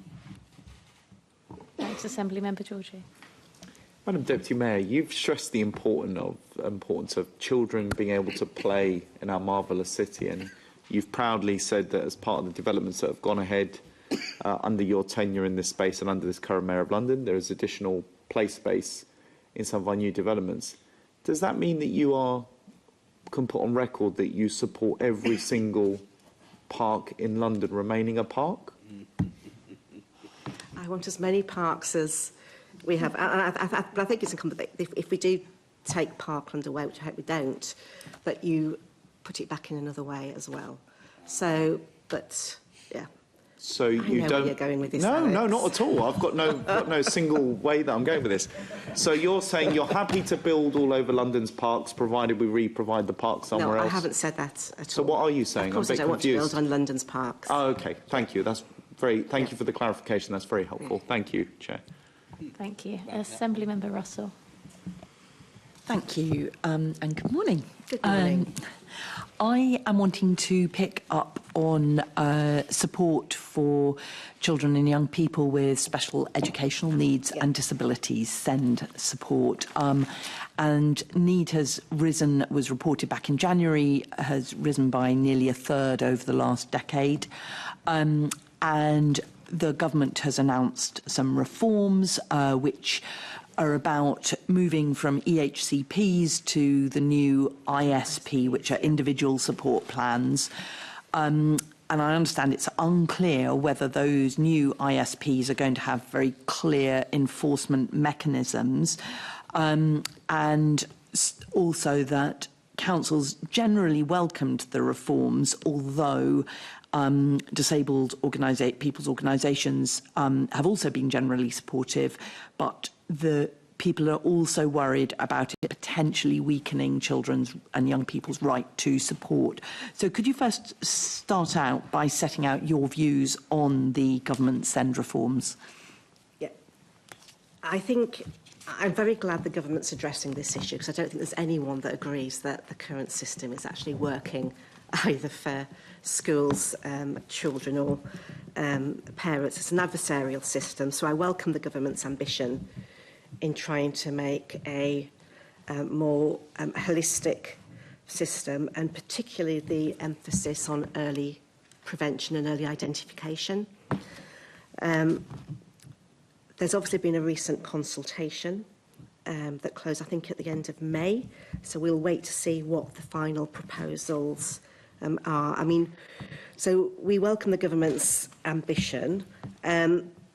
We really want to make sure that the voices of teachers and parents and children are actually heard throughout this process. And I'm very glad that the Education Secretary took her time and actually held lots of meetings and workshops across the country with parents and carers. I think the success of it will depend on a number of things. There's no trust in the system at the moment. So I think a lot of this is about rebuilding that trust, so needing to take parents along with you whilst you're building the new system is going to be important. I'm glad that those children who currently have EHCPs, who are age 7 and under, will retain them up until the age of 16. So I think lots of those young people with the most complex needs will have that support continue. But I understand there will be concern about a new system and how that reflects. With the ISPs, what's going to be really important, because it will be a teacher school-led assessment process, co-designed with the parents, is that the investments put in to make sure that our schools have sufficient training and expertise. And that's going to be vital. I know education unions have also made that point. It's going to be important. I do welcome the fact that the system should hopefully not be as adversarial as it has been, but there will be a reconsider mechanism if parents aren't happy. I think the other thing is that alongside the ambition for more early identification and support, which then should hopefully not lead into formal diagnosis and greater need, that there does need to be more speech and language therapists and experts. Now, the government said they will do that and they will allocate funding to it, but I think we've just really got to see in the autumn, when we're expecting results of the consultation to come in and the final plans, to make sure that that actually happens. So funding is going to be really key to this as well. Yeah. I mean, what parents have raised with me is a particular concern about disproportionate exclusions of black children with SEND, and also that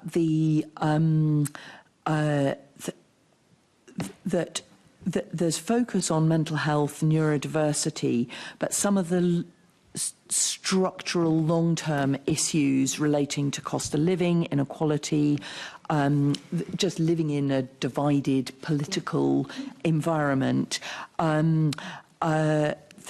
has that is actually sort of adding to the issues. So your kind of parents are dealing with sort of a whole intersectional set of issues, as well as the special educational needs and disabilities of their children. And parents at the sharpest end of that don't have the energy and the capacity sometimes to keep advocating and keep pushing through the system to get their child or young person the support that they need. So is that something that you will be advocating on as all of this moves forward, to make sure that young people in London who are at the sharpest end of inequality are able to get the support that they need. Yeah, that's always our aim. And of course, as part of the SEND proposals, at the heart of it is more inclusive schools. And I think, in a sense, the Violence Reduction Unit in London has been leading the way on that with its Inclusive Schools programme already. And obviously, one of the benefits of early identification of children with SEND, in particular that speech and language and communication difficulties, which made up the largest bulk of SEND children, is going to be really important. And the VIU have been piloting their Talk Matters programme, which does that in primary schools. So I think a lot of this is already happening, and children and people with SEND are one of our target groups with regards to a lot of the work we're doing around prevention, whether that's in the Violence Reduction Unit, whether it's in the Youth Lates programmes that you might ask me about. We're coming to that, to Youth Lates a bit later so in the meeting. It is sort of hardwired, and that disadvantage is hardwired throughout. But you're right about the intersectionality, whether that's about disadvantage, so that this work we're doing on child poverty and income maximisation is really important too. Okay, thank you. The other thing that parents have raised with me is the worry that by the sort of move to these individual, what are they called, ISPs from the EHCP, they're worried that without a really strong programme of support and training for teaching assistants in schools, that potentially risks more young people ending up being excluded, which also takes us back to the work that you were talking about with the Violence Reduction Unit. So the and I think what this particular parent was raising with me was there's a concern about sort of in the short term the ISPs might be more affordable, but actually it ends up resulting in longer term costs. So are you confident that the risk of exclusion and exclusions kind of disproportionately affecting young Londoners from homes where they're living in poverty? Are you confident that exclusion, that moving to the ISPs won't lead to more exclusions?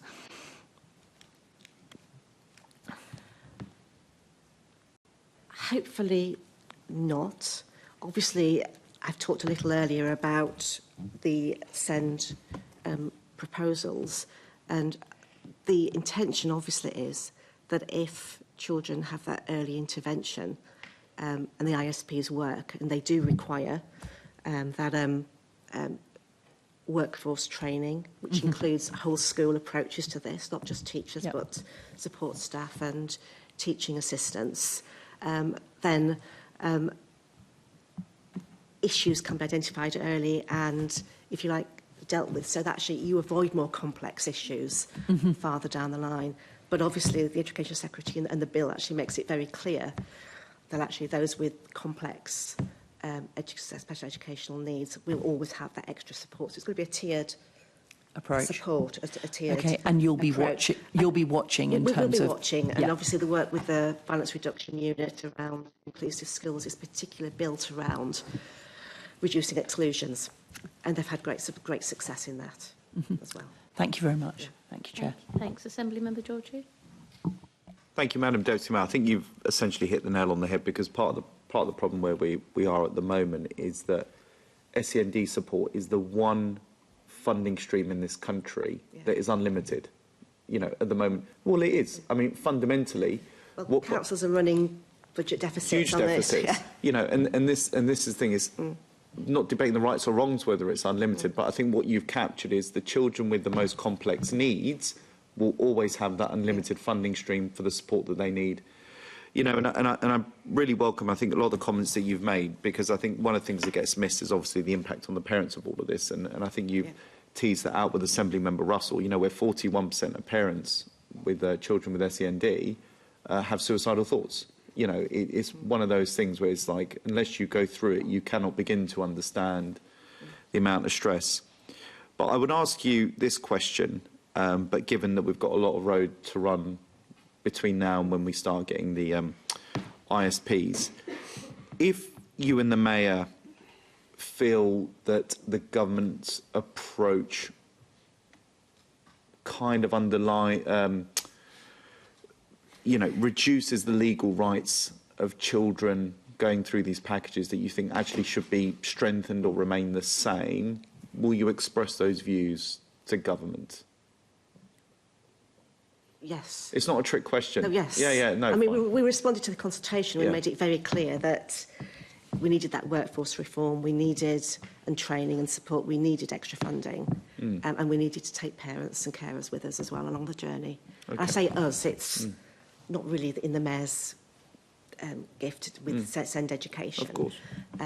But yeah, of course we'd support the rights of children. And obviously there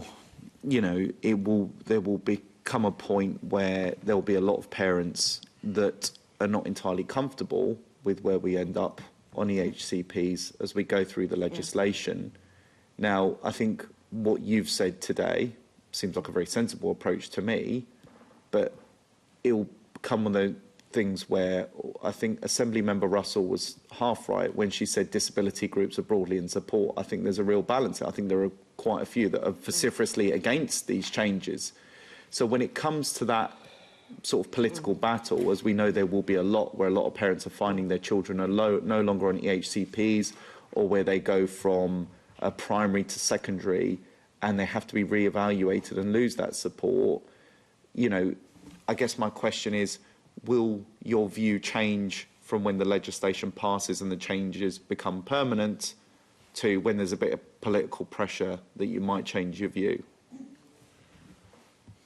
I mean, in the current system, I'm not sure that there's many parents that are happy with this system, so it does need to change. I think we'll just have to see what comes out of the consultation. But if we think something's not working, we will make those representations to government. I actually think we're going in the right direction with these changes. And There's always going to be some people who are not happy. This is my point, and what I think for Londoners and local authorities and for the GLA, although the GLA has no statutory duties around in this area, there won't all of a sudden be a change in approach based on political challenges the Mayor and yourself may face on this, rather than the facts of life, which are the system needs to change, and if it's better changes, well, you will stick by your guns.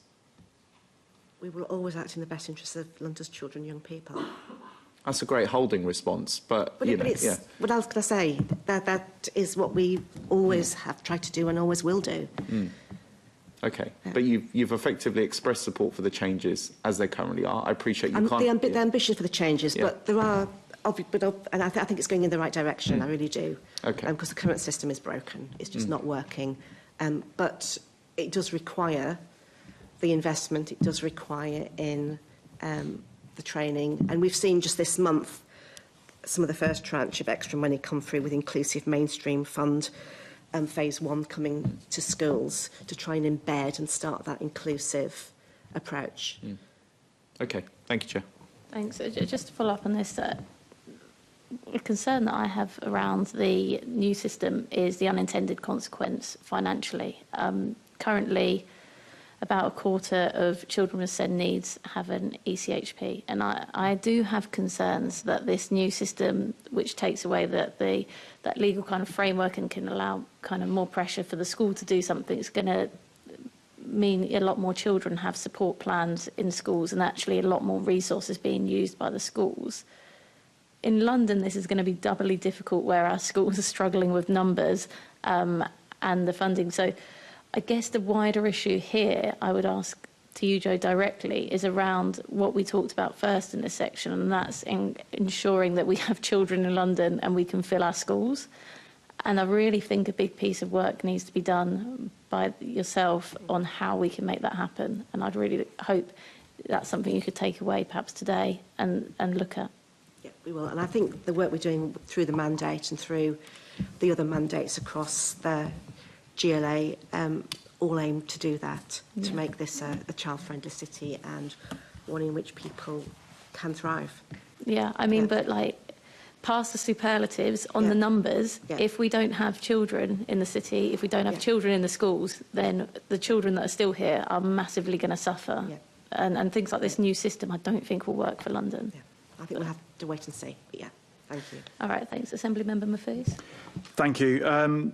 Yeah, I mean, I think on the Childless London challenge, I think you've presented the point earlier, but probably the biggest challenge is in terms of affordability, rather than not knowing where playground spaces are. Certainly I've just gone onto Google and put playground spaces near my home, and it's come up with all the right ones, shows me videos and pictures of all of them, tells me what times they're open, all the rest of it. So trying to replicate something that's already well provided for in the private sector, pushed forward by Conservatives and Lib Dems, I'm not sure the purpose of that. So we've got to be really clear as to what we're asking for. Earlier you spent 10 minutes asking about playground spaces. Yeah. No, Hina did. You did. But in terms of the point I'm going to come on to is in terms of early years and healthy schools. Now, my first question to the Mayor was, as an Assembly member, was the challenge around health inequalities in London. And as you'll know, you might have two children born in the same hospital on the same day, go back home to different areas of my patch in Ealing or Hillingdon, and automatically, immediately, one is likely to have 9, potentially 10 years extra life, not to even take into account the quality of that life in terms of life expectancy. You've introduced baby banks, multi-bank in my area. You've got obviously the air quality outcomes that we had a report on very recently, and of course free school meals, which supports in terms of nutrition and making sure that every child gets a healthy meal on a day-to-day basis. How do you see the main impact in terms of the healthy schools and healthy early years work through your programmes locally in London? Yeah, well, we're really proud of the programmes because they do embed a whole school approach around health and inequalities in those education settings, where we have over 2,000 schools registered with our Healthy Schools programme and over 2,750 early years settings and childminders. And we're really proud of that. And we're really proud of the fact that 68% of registrations are in our 16 most deprived boroughs. So I think we're having a disproportionate impact on the children that need that support the most. As I said earlier, we've recently refreshed our resources. So I came in front of the Health Committee, if you remember, Emma, 2 or 3 years ago, and you expressed concerns then that it was a bit too bureaucratic and there might be a little bit of duplication. So we've actually streamlined a lot of the resources, made it more user-friendly. And in doing that, we've also allowed some of the work and the themes that those settings work on to actually be reflected by their particularly local priorities as well. So that's been a real difference and impact. But this programme is really supported by public health as well. So OHID at the moment are, for example, supporting us in registering settings and schools, particularly in areas that have had lower uptake because there's a lack of capacity in some boroughs who perhaps haven't prioritised the funding into this. But we can see from the evaluation we've had so far that the evaluation shows that the programmes have created healthier environments, strengthened healthy eating, physical activity and emotional well-being, schools becoming, in effect, healthier places. It sustained whole setting change, consistent policy changes and strong engagement and equity impact. It's helped reduce early health inequalities through that evidence-based support. And in doing the refresh, what we've also done is we've co-designed the new resources with borough leads and public health. So I think they're stronger than they've ever been at the moment. Just to go to the point you've made around the inequality of delivery. So it's great to hear that those areas of London that are most deprived are absolutely getting the support through this programme. But how can you make sure that every child in every postcode across London is benefiting from the offer that we have? Well, we have settings registered with us and working to that. I said earlier, one of the best bits of my job is being able to go out and visit. And one of the things I've noted, and the award system makes this as a central part, is that those settings have to work with the wider community and parents and carers. So when I go into settings, I often speak to parents as well, who've benefited from the programmes. So, for example, on the healthy eating, settings improve their own food offer at early years, but actually the work they do with the parents as well is just as important. So the sharing is not just kept in the setting, it's extended out into the wider community. So just on that point, and obviously healthy eating is a key objective that we're trying to, that's a sort of process in terms of trying to achieve an objective of healthier outcomes for young people in particular, and obesity is clearly one of the sort of key targets. You talked about a number of outcomes from some of the programmes, some of the elements of the programme that you're talking about. Could you, I don't believe there's currently a statistic or a target for how many children at year 6, for example, who are measured in terms of obesity, or sort of, with every school you have a sort of entry point on lots of things, from how they're doing academically and then how they, when they leave school. Do we do the same thing around obesity targets, for example, measurements? Yes, so obesity rates are obviously captured in the public health data. So London does actually well at reception, ages 4 and 5. We perform better than England as a whole on weight-related measures. So overweight and obesity levels are 21.1% in London compared to England and Wales, 23.5%. But at year 6, London's fallen behind. So we have higher levels of unhealthy weight, although that is gradually coming down. So we are doing better. But I think our, as I said before, in the field of health, the GLA has limited levers, so we use what we can. So our healthy early years and healthy schools work goes to that. Obviously, the universal free school meals, making sure we have a nutritious, balanced meal at school will support children, particularly the most disadvantaged children, in that as well. So, I mean, how important are setting London-wide targets on an objective or measurement like obesity in terms of supporting boroughs and health service in terms of achieving those outcomes? Well, I think it's about the whole system, isn't it? So the overlying health outcomes is a whole system outcome, if you like. And the GLA has a small part to play, and we play what we can do within that. But as I said, we have limited levers. But in our range of programmes, we do obviously capture data as well. So, with our universal free school meals, we know how many children are getting healthy lunches. We've also embedded water-only schools in our programmes too. And obviously the work around active travel and health streets supports this as well. So it's that whole system. And are there variances between boroughs that you see in terms of support for these sorts of measures being put in place, and therefore outcomes being different from borough to borough? Are there some good examples of what boroughs have done that could be replicated pan-London? Yeah. So you can look at the health inequality data across, and it's areas of disadvantage that have higher rates of health disparities.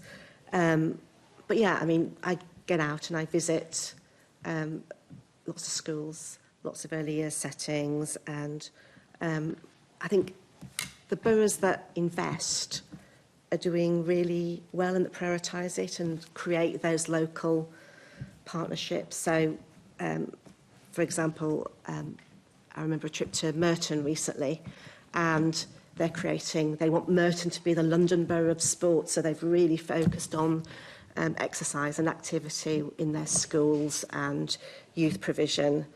With our Super Zones programme, Southwark was our lead borough, and although our funding has come to an end, that network is still ongoing, and Southwark is still promoting that across the city. I think we were talking earlier, actually, and Emma says about Islington doing some really good work around auto-enrolment to make sure their most disadvantaged families get free school meals, and about food quality. And Barnet have done some really good work on early years support and provision. So I think where boroughs think this is a priority and they've put money behind it and officer time behind it, you can just see that there's more of that cohesive and that real coming together of that real good partnership approach. Yeah, some great examples there. Yeah. You talked about at the start around mandates, and obviously one of these outcomes is based on introducing and sort of following through with active travel. How closely do you work with the Deputy Mayor, Seb Dance, and the Walking and Cycling Commissioner, Will Norman, in terms of seeking that system-wide outcome around improved active travel for young people? Yeah. Well, I think, as I said earlier, the new mandate system has allowed us to actually focus on those and highlight where we're working. So, yeah, I talked to Will quite a bit, and, you know, the TfL, the zip cards, but also is it called Walk to School programme still? But that's still ongoing, and I know they've recently had an awards ceremony to award schools that have reached their gold standard in active travel. So there's a lot of synergy and a lot of work going on between the two teams. Yeah, I think locally it's certainly called STARS. That's it, yeah, STARS, yeah. And finally, for me, is there anything else you feel like schools, families, City Hall should be doing or can be doing in terms of trying to achieve better outcomes there? I think we'd always want to do more within the resources that we have available. I think, you know, looking forward, the Youth Lates programme is something that's coming online shortly. I mean, that's not my programme, it's led by Lib Peck. So there are new things we want to do and have said that we're doing, and we're just waiting for that to start in October. Yep. Nicely brings us on to the next topic then. Thanks. Unfortunately, I'm going to do a whistle-stop back onto the obesity data. Okay. Because obviously the fact of the matter, Jo, is that over the past 10 years, obesity for children in Year 6 is growing. Yeah. And in fact, if you look at the worst hit boroughs, so places like Southwark, Tower Hamlets, that's where the growth over those years has been much worse as well. So they're the boroughs where you're going up to 3% in the figures. And we are still above the national the national average in England. So when we're looking at all the programmes put in place, it's hard to justify that this has worked. I mean, especially things like saying the TfL advertising ban was there to stop childhood obesity. And then you look at every measurable target we have here, and it shows that once children hit that school age, go through from reception to Year 6, start hitting some of these programmes, being aware of advertising more and around them, it's not working. I don't know if Emma wants to come in at this, but I know you've put this to Tom Coffey before as well, and the figures I have is that actually at Year 6 it is coming down slightly. We're still ahead of. What figures do you have? National. I've got for age 10 to 12, we're at 37.3%. Sorry, where are you drawing them from? I'm sorry? Where are you drawing them from? Go on. They all come from NCMP data. Yeah, this is from the NCMP, the National Child Measurement Programme data. So the National Child Measurement Programme data will show you that in London, obesity at Year 6 is 23.2%. England, it's 22.2%. So it's a difference of a percentage point. Yeah. That is literally, I don't know how you can misread that. Tom said it, you've said it, we're reading from the same place. Then we look at severe obesity. In Year 6, it's 5.6% in London and it's 6% across. So we're adding those in because I'm talking about obesity. Is that why it's different? I've got So there's unhealthy weight, including obesity. But it still would so we put might London have at different the- figures, yeah. So it still puts London above. It still puts London above, because if we're looking at overweight in year 6, London is at 14%, England's at 13.9. So even when you add all these figures together, unless you're talking about severe obesity, that's the only measure in which London isn't above the national average. And that's not how I've... Whenever I've spoken to Tom, and when I just said put the figures to you then, that's not how I suggested it. I mean, I think I can only repeat what I said before, really, that the GLA has limited levers. No, but I'm just going to come back to say, but do you accept those statistics? Because again, I don't have the same statistics to you. So what statistic do you? What statistics do you have for obesity for year 6? In front of me, I have. Emma, do you want to? Yeah. So you are right that the older age group, which is the year 6, we are worse than the UK. I think that is what Joanne did say. It's the younger age group where we do better. So, and that's literally how I phrased my question. I said, once you get to school age, once you start hitting all these programmes that we've put in, once you start being aware of advertising around you, what we get is actually it gets worse from there than it does in the rest of the UK. So all these interventions, it's not working. But I think, as I said before, this is a whole system approach. So it's not just the GLA. We have a small part, but we have a part, and that we are using the levers that we have, and our programmes do support and do help healthy weight in children. And of course, but the outcomes show they're not. A lot of the actions came out of that childhood obesity task force that the Mayor set up, and we have delivered on that, and we've delivered our part on that. But the outcomes still show it's not working. But that's a London level outcome that is all partners together. So it's not. I don't think you can look at that and say the Mayor's part of that is not working, because our work shows that the limited role that we have is working. I think if we say that we want to reduce childhood obesity and it's growing, I think we could say it's failed, though. No, that's the whole system. It's not just... It's I mean, you can't say it's the whole system when it fails, and then when the Mayor succeeds, it's the Mayor's doing the good work, but we can measure the impact that our programmes have. It's a little bit the sun rises with the Mayor, and it dawns with everybody because of everybody else. It doesn't really fly. But I'll pass over to Assembly Member. Oh, no, it's me. Sorry. This is why I'm going to get in trouble with initials. We'll move us on to the... Yeah. Oh, sorry. I think actually we've got Assembly Member Prince as well. Sorry. Thank you. The question I was going to ask really may well have been answered in your replies to the Chair, but you know, we have all these initiatives, which are good initiatives, I hasten to add, but they have been operating for several years, as the Chair quite rightly demonstrated. A lot of them are not working. So what measurable evidence do we have? What measures do we put in place to see if we are getting the right outcomes? Do we have KPIs that we work against? Are there... We have evaluations for our programmes. Right. And so you can read those. Are you able to share those evaluations with us? You know, can you show us the KPIs, website. The red, green, was it? Red, yellow, green? Yeah. So that we can see whether you are achieving your targets? Yeah? That'd be good, wouldn't it? And we do report them to the Assembly, Very kind, thank you. Thanks, Assembly Member Georgie. Thank you. Madam Deputy Mayor, I think we... What? Listen, you're a very important person. Everyone's calling you by your first name. That's just absolutely disrespectful. Even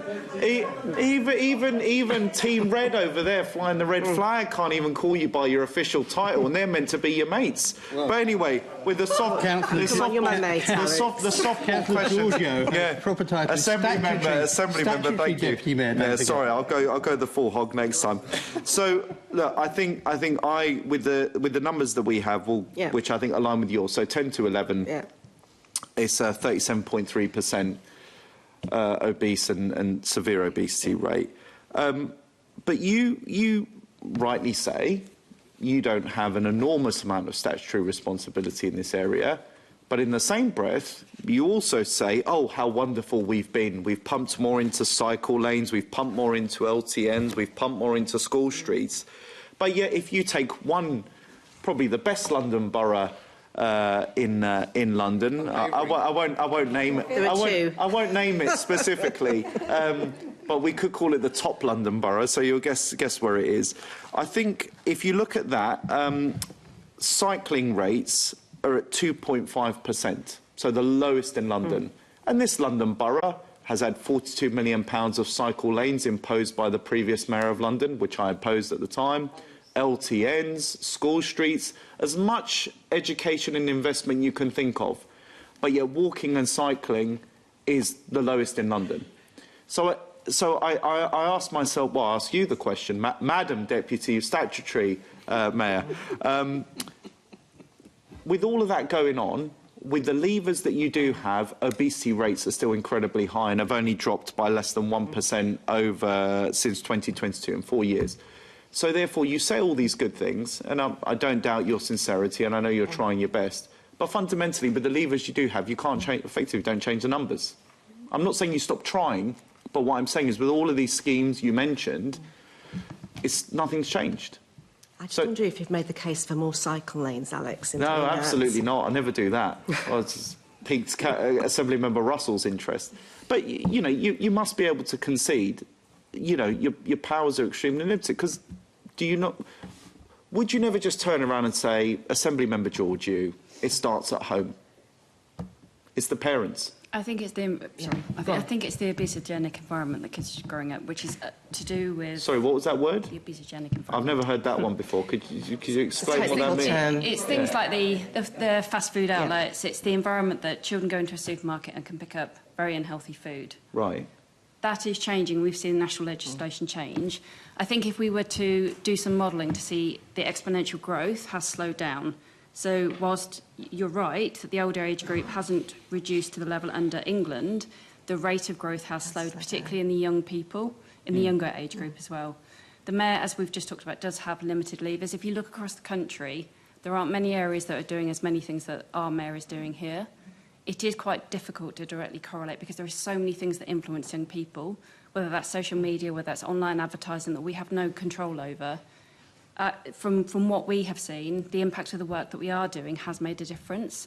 But with so many other factors that affect a young person's life, it's a whole system approach that is needed, which is what Joanne has been talking about. Yeah, I'm sorry, I just don't buy it. You're telling me, you know, 10 to 11-year-olds are out there getting McDonald's every day. I mean, the Year 6 kids, I mean, I look at the Year 6 kids in my daughter's school. They are predominantly picked up and dropped off by their parents. You look at most schools, that's probably the case. I think very rarely do you find in this city, unless you probably live in the more low-crime areas like Richmond and Kingston, where you have 10 to 11-year-olds walking themselves to school without parental, parents. Mine walk to school. Well, yeah, mine, and they live in the same borough you do. I'm going to pay a visit. Okay. Yeah, I think, sorry, just to say, I think we're running short time again, and I don't think if we're discussing who sends their kids to school via walking or not, we need to move on a bit. Yeah, skates on. Well, no, all the left-wing people want to protect the Deputy Mayor's position, which is, let's stick cycle lanes everywhere and it'll make kids less fat. Well, we know that's not the truth. The evidence has stated that to the contrary. Okay. Has it not?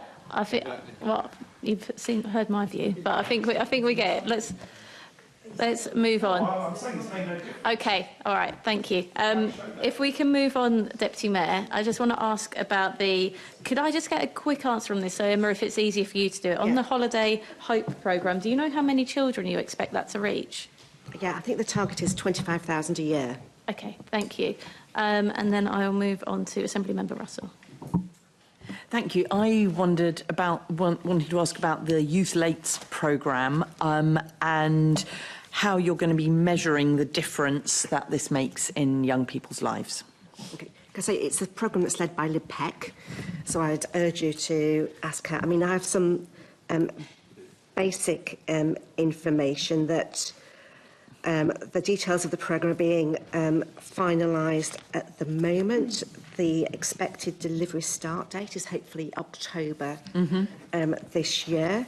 There will be a funding prospectus for those interested in applying at the end of this month, and that there will be 2 information events that the GLA will be putting on for organisations that want to bid for that funding. So if you know of any, do let them know about it. As far as I'm aware, the exact measurements haven't yet been decided upon, I think partly because it depends what bids come in.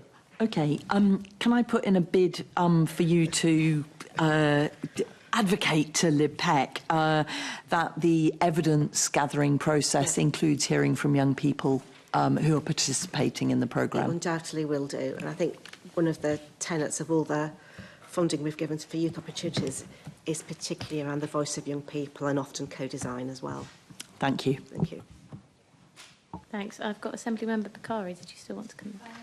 Yeah, I've just got some questions about the Holiday Hope programme and the fact that, you know, it's about receiving free meals. Has there been any analysis that's been conducted to look at the impact of the fact that there was a removal of the household support fund, which would have seen vouchers and cash given to families directly?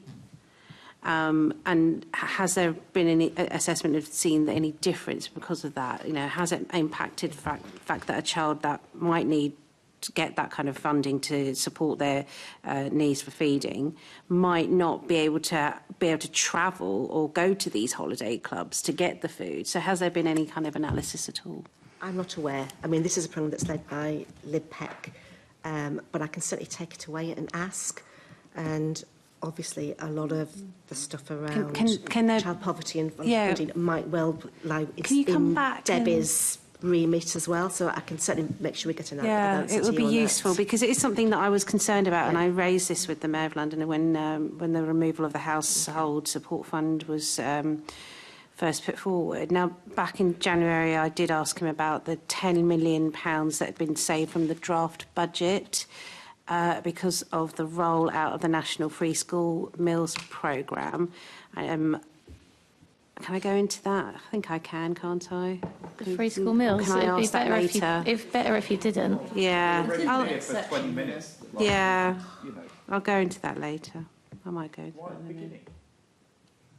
Really, they meant... yeah, I know. Okay. Yeah. Well, talk to him. Yeah, I'll go into... it just links, but I'll go into that later. Yeah. Okay, all right, let's move on. You can mention it in passing, obviously, but if it's a question about the delivery, then it would be better to not. It is linked, but I'll leave it. I'll make sure that I can link it in after the assembly. Right. But it does link with this. Okay, as well. all right. Assembly Member Mahfouz. Can I say also, if there's any questions you have, you can ask me afterwards. I'm happy to get you answers. Yeah. Okay, let's go on and do free school meals then. Assembly Member Baker. Thank you. Free school meals. Deputy Mayor. So universal free school meals have now delivered more than 100 million meals for London children. 129 129, apologies. I will update my briefing. By the end of next week. I'm sure you can have a word.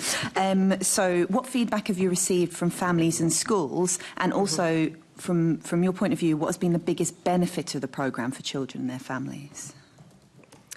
I think I ran through some of the evaluation and the evidence around the support to family household budgets, saving to date about £1,500 per child so far, about the money coming back in through increased pupil premium with our auto-enrolment work, but also we know that children say they feel healthier and happier at school, and that's been reflected in parents. And when I go to visit schools, you do a lot of visits to schools and speaking to children and families. So what's your experience of what their feedback has been? I think there's a range of feedback. I mean, schools do say that children in the afternoon have better concentration levels. They're more settled. We know that children are trying different foods for the first time, and particularly amongst SEND children as well, who can have particularly dietary needs. We know that parents say that their child enjoys coming to school more And increasingly I'm seeing when I go into schools that they've adopted family sharing tables where children will sit now with their peers rather than having separate packed lunch tables, for example. And they will have communal water and they'll pour and they'll actually engage and talk. An increasing number of schools actually have teachers eating the school meals as well. So it's improving the culture in schools as well. I don't know if you want to add anything. No, I think in terms of the concentration, children are just better able to concentrate because they're well fed. So I think you've covered most things. Yeah. Thank you. I don't do nearly as many school visits as you do. So the thing about sort of the culture of sharing and sort of the collective nature that is building there, and actually really lots of schools are using the free school meals programme to expand their educational offer. So the amount of times they link it to their gardening clubs or the food they grow in the school, or even cooking as well, is really good. And one of the things that Emma's team's been really keen to do is to work with caterers to improve their understanding of good food and procurement as well, and that's work that's carrying on. Yeah, and that's obviously an opportunity because that pipeline to be able to deliver the school meals is there, that we can do the work, which we won't be able to do. That's really helpful. Thank you. Some have argued that the support should have been more targeted. What evidence, I mean, you've given some of it there, to be honest, in terms of the links that link up with the culture in schools and education. Is there anything else you want to say about what convinced the Mayor and yourself that a universal offer was the best way for London to deliver this? I mean, it was going to be a universal offer, and when it was suggested to us, we did a more targeted offer. The bureaucracy behind that would have been so expensive. You know, we'd have to mean test people, we'd have to whatever. It would have been just impossible. I think. In theory, people might say it works, but I was just going to say that at the time. We were talking earlier about the pace that we had to roll it out and asking parents to tell a school what their financial situation was just wasn't tenable. And what we've seen from the evaluation is the huge benefit it has on families and children in school and on the teachers and the school environment. I don't think anyone would argue with the fact that a universal offer is the best thing to do for children. Well, I wouldn't argue with it, but and my last question is about, obviously the government has expanded its offer in terms of free school meals, and that's coming in September this year, I believe now. So what opportunities does that give for London in the future, that change, or is that something that we need to adapt to take into account? Obviously, it's been coming for a while now, but what's your reflections? Well, we obviously welcome it, that expansion of the offer. It saves us about £35 million a year, so we can invest into other opportunities. I mean, the team have certainly been talking to the DFE, showing the best practice that we have and what we have learned. But I think also it's just about the re-emphasis with this government about the importance of a child's life, and you can see just the rollout of the breakfast clubs there. We've got over 200 schools now in London that have that offer, and so you know, a healthy breakfast and a healthy lunch is going to make a big difference. Thanks. That's all. Thank you. Thank you. I mean, you said that no one would disagree with the universal offer, but clearly the government did, because they haven't rolled out a universal free offer. What did you say? Why did the government not do it then? So from my understanding, obviously that's a political decision. No, you just said no one would disagree with it. Why didn't the government do it then?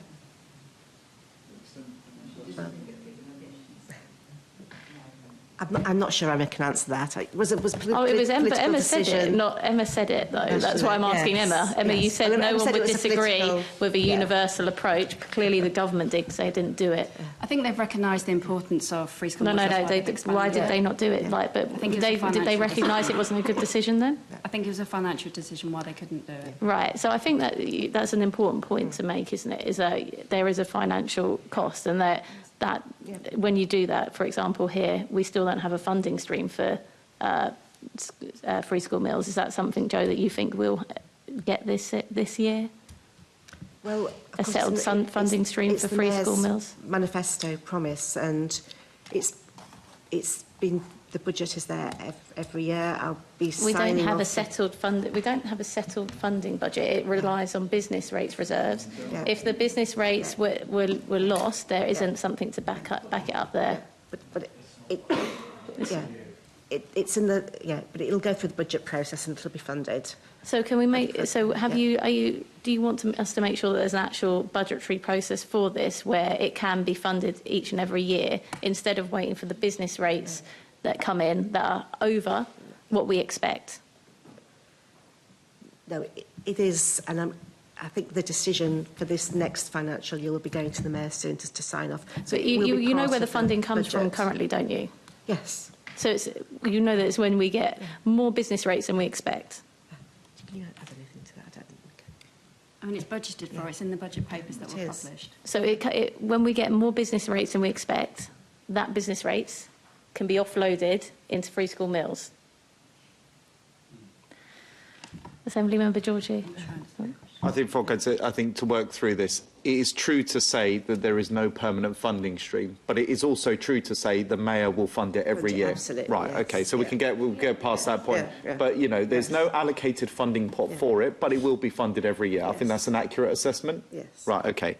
I think going back to your part of the problem I have with this debate is that I don't think anybody in public ever recognises that no mayor from now on is ever going to get rid of universal free school meals, right? It would be absolute political suicide, and everybody knows it. So let's just get past that point now.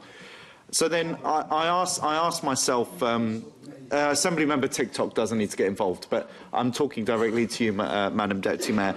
So therefore, I think going back to the point that the Chair raised about the funding stream, now, I'm obviously conscious, you know, I'm not going to ask you to talk about what you would like the government to do, but fundamentally, as I say, universal free school meals is clearly here to stay in London.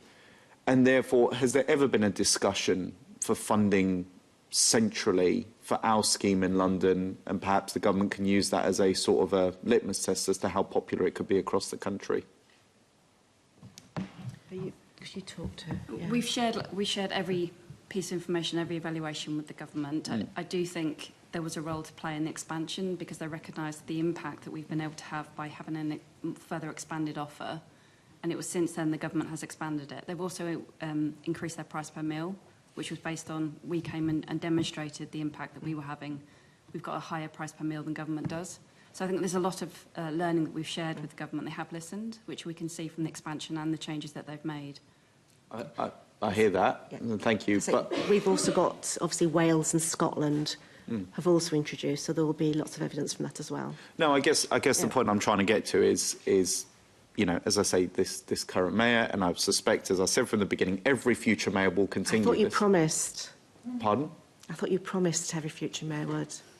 What do I? I'm not going to be mayor of London, so what difference does it make to me? I'm just saying. I suspect every future mayor of London. We know some people want to run for mayor of London, not me. But going on from that point, you know, you're saying the government's already provided 35 million. You know, I guess the point I'm trying to make is, have we ever made the request for some additional government support to continue the scheme in London? We know it's going to continue. Yeah. My question is, are we asking for any additional funds centrally? I know we asked for money for everything else. Have we asked money for this? I don't believe we have, but I can Is it? check. Yeah, well, I mean, is it worth a shot? Yeah. What's the worst? They can say no. Yeah? Well, that's a conversation between you and the government, you know. But I just think it's worth trying to, in terms of the council tax base in London, trying to save some money here and getting some money centrally. But that's all. Thank you, Chair. Thanks. Assembly Member Prince.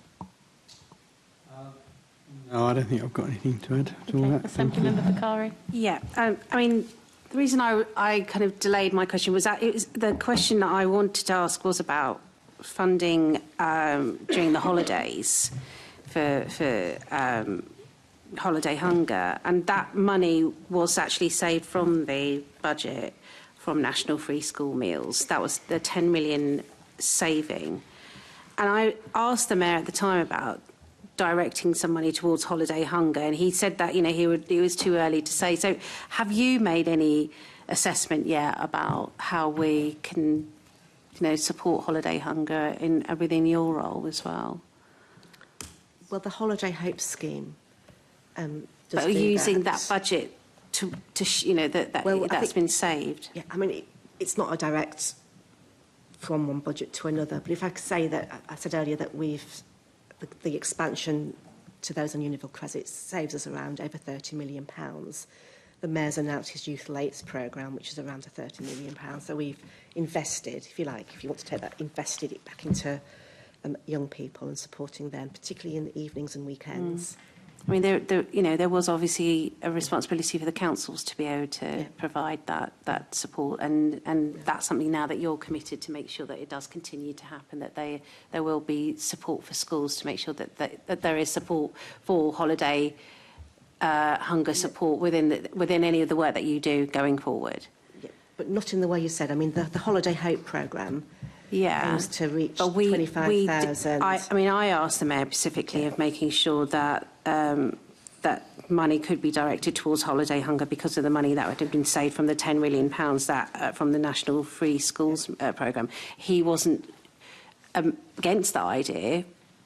I'm just wondering whether that's something that we can push for. We're already delivering the Holiday Hope, which is around positive opportunities during the holidays, but also food is during the summer holidays as well. Yes. Yeah. Okay. All right. Well, I mean, I just wanted to make sure that we've got that commitment that is going to carry on happening. Yeah. Okay. Thank you. Okay.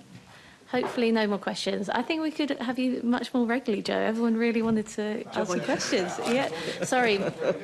Statutory Deputy Mayor, I'm afraid. Sorry. Come back round to this side now. Thank you. The good side. No, thank you both, Joe and Emma, for answering our questions today. We're going to move on to our last bits of business, which should be slightly smaller. So now we've reached the end of those question and answer sessions. Can I ask the committee to note the reports as background to put in questions to the invited guests and the subsequent discussions? Can I also ask the committee to delegate authority to me as chair in consultation with the deputy chair and party group lead members to agree any outputs? Thank you. And then with apologies to Tim and Ellen for the delay. Thank you for waiting for us. Well.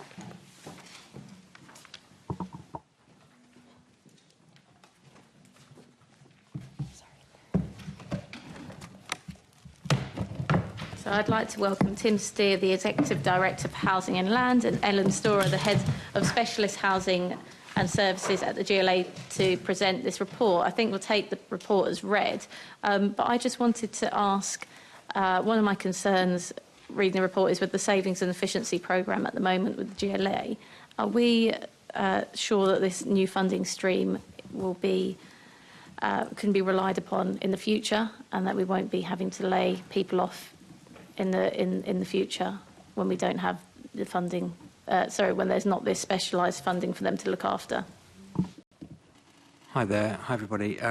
Thank you. Yes, I mean, the funding for these posts comes from a variety of sources. So it's partly mayoral funding, partly government funding, and we've got a full budget for the next 3 years, which fully covers the cost of the posts. And do you think it's something that would continue after that, or that there's a way in which we could have a succession plan in which we are ready to, in the event that there is no further funding after the 3 years, bring these roles back into the larger team? Yeah, I mean, Ellen might want to say a bit more about this, but the point about the fact that we've only got confirmed funding for 3 years, which is a good amount of time, but it's not forever, as you say, is something which we're beginning to think about, and it's an issue beyond these posts as well, because we want to make sure that all of the services which we're funding have got good long-term plans in place and that consistency. We're fully expecting the government funding which we received to continue via the integrated settlement. But we do have to plan for a situation where our funding levels change in that kind of longer term period, which we're trying to do, but Ellen may want to add to that. Absolutely, and just in the process of designing these proposals, we have considered carefully whether we would want to do so introduce any new posts on a fixed term basis or on a permanent basis, and you'll see that there's a mixture of those in the proposals. I think whenever we're making considerations in that regard, it's both a mixture, absolutely, of funding certainty and going to the future, but also consideration for the staff members concerned. clearly permanent employment is preferable if it is available, and so we've made the decisions to get the balance between those posts as set out in the proposals with that in mind, and with the advice of people function as well in terms of the best balance between those things. Thanks. And from the current savings and efficiency programmes, will any current staff be able to be relocated into these roles? And obviously it might be too soon given processes to say. No, absolutely. So what we have committed to is that any, if these proposals go forward, at which time any recruitment is happening, and we will have to kind of put a recruitment plan together, of course, to make sure we've got sufficient capacity for those recruitments to happen successfully.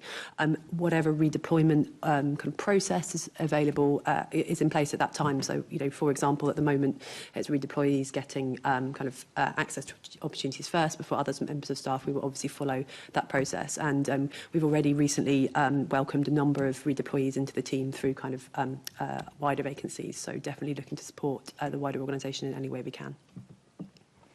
Thanks. And I know these roles at the moment in London, it's particularly hard as a competitive market. Are we confident that we'll be getting the right amount of applications, or that or that we can put a salary at these salaries will be at the right benchmark in order to get the best talent to deliver? So in our experience of recruitment to kind of equivalent roles within the team, we are generally quite heavily oversubscribed for the roles. We generally have a really kind of excellent pool of candidates to pick from, and we don't see that changing in relation to these roles. Obviously, notwithstanding us obviously giving those opportunities to redeployees as appropriate, depending on the timing of recruitment. But if we do need to go more broadly, we're confident we'll be able to find the people that will have sufficient interest to find the people we need to fill the roles. And I would suggest as well that the GLA is a place that people do want to work at. The work that they get to do is kind of exciting and get to serve Londoners very closely. So we generally see people very enthusiastic for those opportunities. Thank you. Does anybody else have any questions for Tim or Ellen? No? Okay. In that case, can I ask the committee to note the report? Noted. And can I thank you both for coming, and I'm sorry for the wait. Thank you so much. Sorry, there's more, sorry. Can I also ask the committee to agree to respond to the consultation on the proposed new posts in the GLA Specialist Housing and Services Unit? Thank you. Now move on to the London Assembly Quarterly Budget Report. Can we note the 25-26 London Assembly Quarter 4? Noted. Thank you. Now moving on to the London Travel Watch Board recruitment. Yeah. Thank you. Can I welcome Helen Ewan, Executive Director of the Assembly Secretariat, to present the report? I don't know that we need the report to be detailed any further, Helen, but I just wondered if you could briefly state the rationale behind creating the Deputy Chair role and why it's necessary to spend the funds. Good afternoon, everybody. So Tricia Hayes as Chair was appointed about 2 years ago into this post now. There had, before that point, always been a Deputy Chair. And coming into post, sadly, unfortunately, we had a death of one of the members of the committee, and that just changed some of the decisions that were taken when Tricia was appointed about the structure. She's had a chance to operate in the role. She's had a chance to think about the capacity of the committee. And I think in discussions with the chair of the Transport Committee and I, she's expressed a really clear case about wanting to build capacity and resilience in the committee. I think as well, looking ahead, thinking about how long she might be in post for. So it's a combination, I think, about just building capacity in the committee overall, thinking about long-term succession plans as well, not that she's in any plans to go anywhere right now, but just thinking sensibly about long-term structure of the committee and making sure that there's additional capacity behind her to do kind of important parts of that role if needed. Thank you. Just could you detail what you think the £50,000 might be spent on? Yes, so at the point at which I put the paper to the committee, I put a £50,000 kind of upper limit, if you like, on the potential spend we might need to draw from the reserve to meet recruitment costs. We have, in fact, now had the quotations back from the different recruitment companies. We haven't made a choice yet, obviously pending this decision and the Transport Committee's consideration too. I think it's more likely to be in the realms of about £25,000. That's the recruitment cost of using an external recruiter to make appointments of these nature. It's very similar to the costs we've incurred previously a couple of years ago, so we're not seeing those tick up particularly. Seems to be about the market rate, and there are opportunities for us to limit that by using kind of companies again, for example, who might offer us discounts, and we're also bringing together 3 roles into one process, which helps us limit that cost over time, which I think is really helpful. Thanks. This is probably more like a point that should be made in private, but I mean, maybe if anyone goes back over the record, they're here. But I was surprised at the 50k amount. I thought that was quite high. Yeah. Do you think maybe, just in case, we can try and reduce that a bit? And I understand why you want to try and do that so that you don't have to come back twice to us. But I worry that somebody might see that and think they can assume that that's the upper limit. Upsell us. Yeah, of course. So if it is any reassurance, the quotations we've had through are absolutely not in that ballpark. Part of my thinking at the time was that we hadn't taken the decision yet about whether we were going to be doing a number of separate processes, particularly with the deputy chair element in play. The fact that we're now doing one is really helpful. We can find a way, if it's helpful, Chair, of bringing back and putting on the record the sum, the final sum, rather than what was in this paper, which was an indicative upper limit, if you like. I think it's fine where it is finally. It's just that I don't want anyone to think that that's the money there to be taken. Yeah. Understood. Yeah. And in future we can make sure that the timing is right so that we can come to you with a more accurate number. Great. Thanks, Helen. Does anyone have any other questions? No? Okay. All right.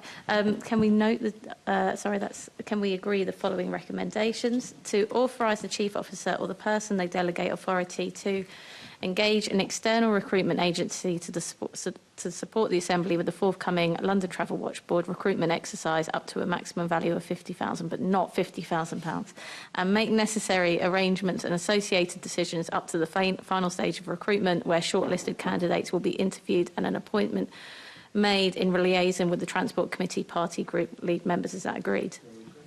Great. Thank you, Helen. We'll now move on to People's Question Time Mid-Term Review. Can I welcome Chandru Desanayake, Executive Director of Strategy and Communications, and Lucy Waller, Deputy Director of Events and Host City Programmes here at the GLA to present the reports. Again, I don't know that the report needs to be presented. Does anybody have any questions? Yeah, Assembly Member George. Yeah, just since we've changed the format, I mean, viewership numbers and attendance seems to have gone down quite significantly. I mean, have we sought to address that? Why? You know. Yeah, so we have for the past 3 events actually seen it steadied off quite a lot. So there has been a lot of people registering, and attendance actually in person has remained quite steady, which we're happy about. We have listened to what feedback we've got, and one of the some of the feedback from the members was to actually look at how we market it and zone in on actually advertising the town rather than borough. So that for the next event, that's what we're going to do, and hopefully that will see more of an uplift because we'll be able to do more marketing locally and promote it within the town and the borough. So we're hoping that will improve. But yes. You mentioned level off though, but it's still. Sorry, Lucy. I did because you got such a clear voice. I didn't notice that your mic's not on. Sorry. So just for all those people watching. No, welcome. You're doing great. It's very good. Just for all those people watching on the webcast. No. Sorry. But you said levelled off, but it's still down on where it used to be. Lovely, thank you. Compared to, the previous 3 ones, yes, but we have seen attendance online be lots of people engaged and also watching it on the YouTube channel as well. So we're looking at that online engagement as well as in the room. What we also found is having a new, the independent chair, we've seen improvement in the number of questions being asked in the room. So the quality of the event, I feel like, has actually improved from previous ones. Okay. I have a point on that one, but sure, if you wanted to respond. Assembly Member, look, we want to get more attendance into these events. I'm clear about that. So we are looking at what more we can do, including improving the advertising, making it more local, and whatever else we are open to suggestions and ideas in how we can improve and get attendance up. So absolutely, we recognise it's fallen since the change of format. It's steadied in this new format. However, now we need to drive it up again. I just, you know what it is. I think, in my view, this is why I can't wrap my head around it. I think I know what's happening, which is certain political parties buy up lots of tickets and then don't send their people along. But because at the end of the day, there is a strength. Well, it's true. Well, we know which one it is, I suspect. But it's definitely not this side. But I wonder, because there is such a strength of feeling about the Mayor of London, one way or the other. Clearly, a lot of Londoners like him. Clearly, a lot of Londoners don't like him. So I've always assumed that you would generally have a higher turnout of these things unless there was some foul play. But going back to the independent chair point, clearly Charlene White has demonstrated a left-wing bias because she seems to constantly undermine Conservative and Reform Assembly members when it comes to asking the questions, making diminishing remarks. I mean, has any sort of analysis been done of how she responds to particular members based on which political party they're from? Yes, so, Assembly Member, we received feedback from Assembly members, from some Assembly members, I should say, in relation to the bias shown by the Chair. We've addressed that with the bias. We've addressed that with the Chair. We've spoken to her about that and are looking for, if the Mayor decides to use her in future, improvements and see improvements in that. But just one final point. Was this, when you addressed this point, was it before the last PQT or after the most recent PQT? We addressed it straight after the last PQT the most recent as well. One. I'm aware of that. Right. Okay. And indeed, as we move forward, we can look at what more we can do to help the Chair make sure that she doesn't display any biases in. I'm very satisfied with that. Thank you so much for your responses, both of you. Thank you. Can I thank you for that? That's really clear and grateful for that. Yeah. Assemblymember Prince. Here's a random suggestion. How about getting rid of the chair and getting someone who isn't biased?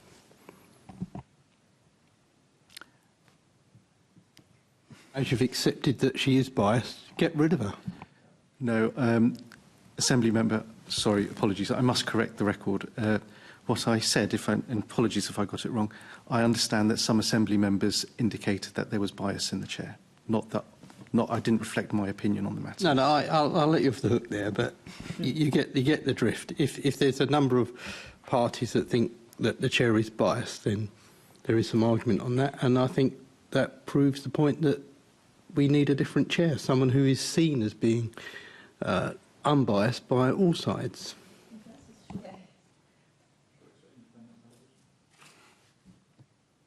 And the review showed this, which was a lot of people felt that actually what the Chair had done in terms of the event, and even previously in Oversight Committee last year, was a recognition that the Chair had brought greater structure, more questions, an increase of questions coming through, and indeed greater participation across the floor. I think that shouldn't be taken lightly. Sometimes we in life throw the good out to address issues that we could address by addressing it with the individual directly, as opposed to trying to think that we need to change the system completely. Sorry, is it on this point specifically you want to ask a question? Yeah, go on. I don't think that's correct, and we've made representations about the Chair just to put on the record. I don't think she's as bad as some people present, but I think there are some issues, and they were early on the issues. But I'm not sure, in terms of some of the statements you're making, it's correct. Apologies. In terms of numbers, I'd like to see some of the detail behind that to see where it is, because we've had some issues in the way the Chair has come back at some members of our group. So I don't think it's just your group. In fact, the first person at the first meeting to take umbrage at the Chair was one of my members, to be honest, who was cut short and put in their place. Now, I think the issue is not about bias. I think the issue is about a Chair that thinks that they are actually the story and not the questions and not the audience in terms of asking. So I think it's that issue that I say. So I don't think it's about political bias. I think it's the nature that they are trying to direct or of putting on, sometimes straying into putting on their own version of the answer or some issues if they think the answers aren't being given in the way that they think they should be by those. So I think that's the bit we need to guard against. That's the bit we need to concentrate on in terms of the outcomes. Now, look, it's not our decision. This is a mayoral decision. And the mayor can, you know, take it as what he wants. But at some stage, and I think on occasions, he hasn't, you know, done too well out of the new system and has been cut short along with the rest of us. So I think this is, we watch with interest. We've made a number of suggestions how we think we can make it smoother. And I think, and I'm grateful that you've taken those on board.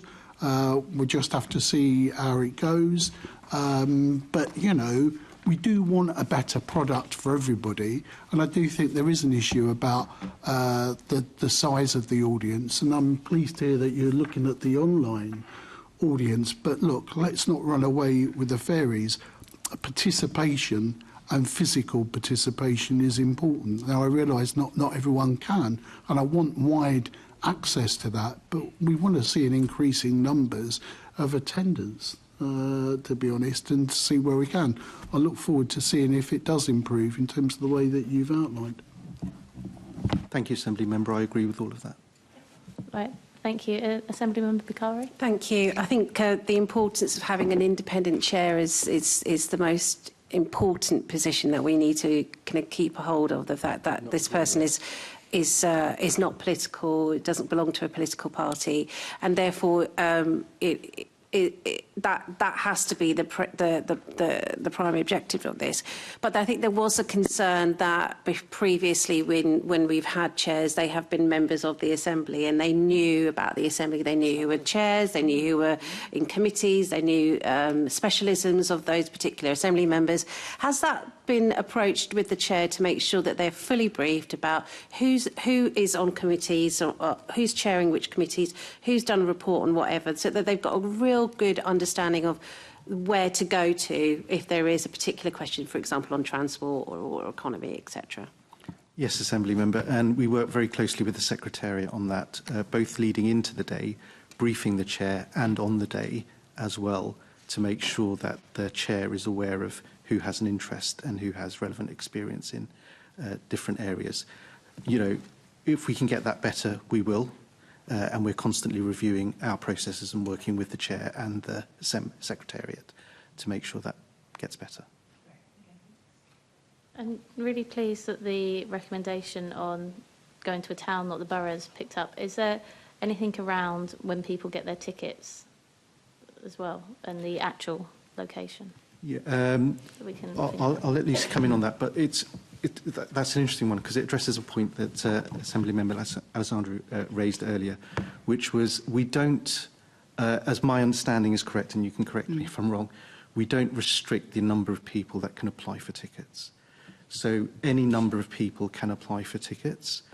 So to address the point that a political party could block out tickets and prevent others from getting it, that doesn't happen because we allow everyone to register, and then anyone who's registered can attend. So I just want to be clear about that. We don't put an upper limit on it at the moment. And just to add to that, we keep registrations open as well until right before. So even if they hear about it last minute, they can actually still register and attend. So we're doing everything we can to make it as accessible. Also, the ways that people find out about the event, we're looking at that, be it online or in the local borough and the local towns to make it more accessible. And if you've got any kind of feedback or you want to advise on how we can improve that, we will do as well. But we're working across the GLA and our marketing and digicoms to see what else we can do to promote the event. But Chair, to address your specific point, apologies, we do only release the venue details 24 hours before still. That hasn't been changed in the report, and I don't think there is a proposal to change it Yeah, it's something we've raised as a committee before, and I would still raise it that I think if you're planning on going somewhere, not knowing until the day before is probably not helpful. Do appreciate that. I understand, with understanding why it is, I think there's a balance there. Assembly Member Georgie. I think perhaps controversial opinion. I think we need to stop moving it around London. If Londoners know where it is every single time, then guess what? We don't have the whole... People can plan their journeys well in advance because they know where it's going to be, right here in the chamber. Or we choose a central London location where it is every single time. Don't get me wrong, I'd love it if it was in North London every time. I don't have to go too far, but that's not fair. I think we just need one location that's consistent, and hopefully that drives up numbers. Because where we did have it here, to be fair, I think it was before the mayoral election, it was packed. I know ULEZ was going on and that was, contentious at the moment, but, that's one potential thing to explore. I'd say what would be helpful, because clearly there's a difference of opinion, and I agree with much of what Lord Deval said, but I will say this about Charlene White as chair. She has definitely reduced the amount of time the mayor's had in order to get more questions in and more time for assembly members to respond.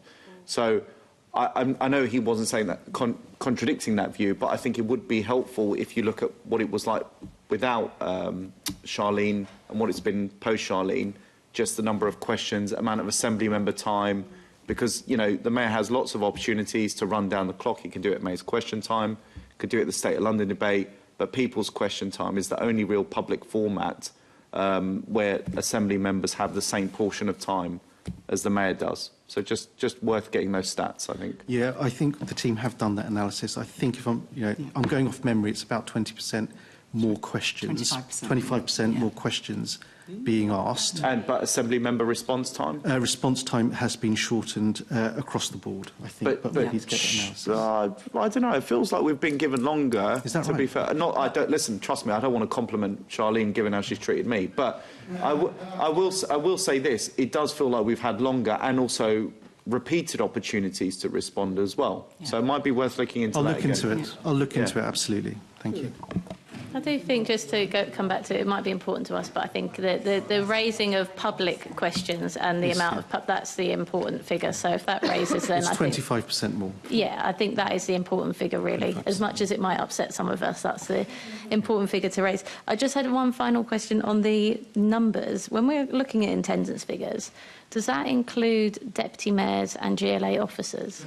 Ooh, I'd hope not, but... I would need to check, but I would say no. But okay. Because it's very clear, what I asked for when I got the data was registered attendees online and social hits. Mm-hmm. So I'm hoping it's a straight line flowing through. Okay. But I'll go away and check. Right? And I do have one final question. I will let you know. Okay, thank you. Do let me know. And I do have one final question as well, because I was a concern for a number of participants before that they were slightly elderly and didn't know how to use their smartphones, and they were told they couldn't come in if they didn't have a smartphone. Is that something that's now been addressed? I'll look into that. That's not acceptable. Okay, all right. I can't see any other questions, so I think we can end it there. Thank you both so much. And thanks for, on your first time, Lucy. Yeah, thanks for inviting me. Nice to meet you all. Thank you. Lovely to meet you. Can we note the review and proposals for people's question time? And can we also agree to provide our views on the review and proposals for people's question time? Agree? Brilliant. Okay. Can I ask the committee to note our work programme and meeting dates for 26-27? The next meeting of the committee is scheduled for the 2nd of September 2026, back in the chamber at 10 o'clock. There are no items of urgent business, so I can close today's meeting. Thank you all.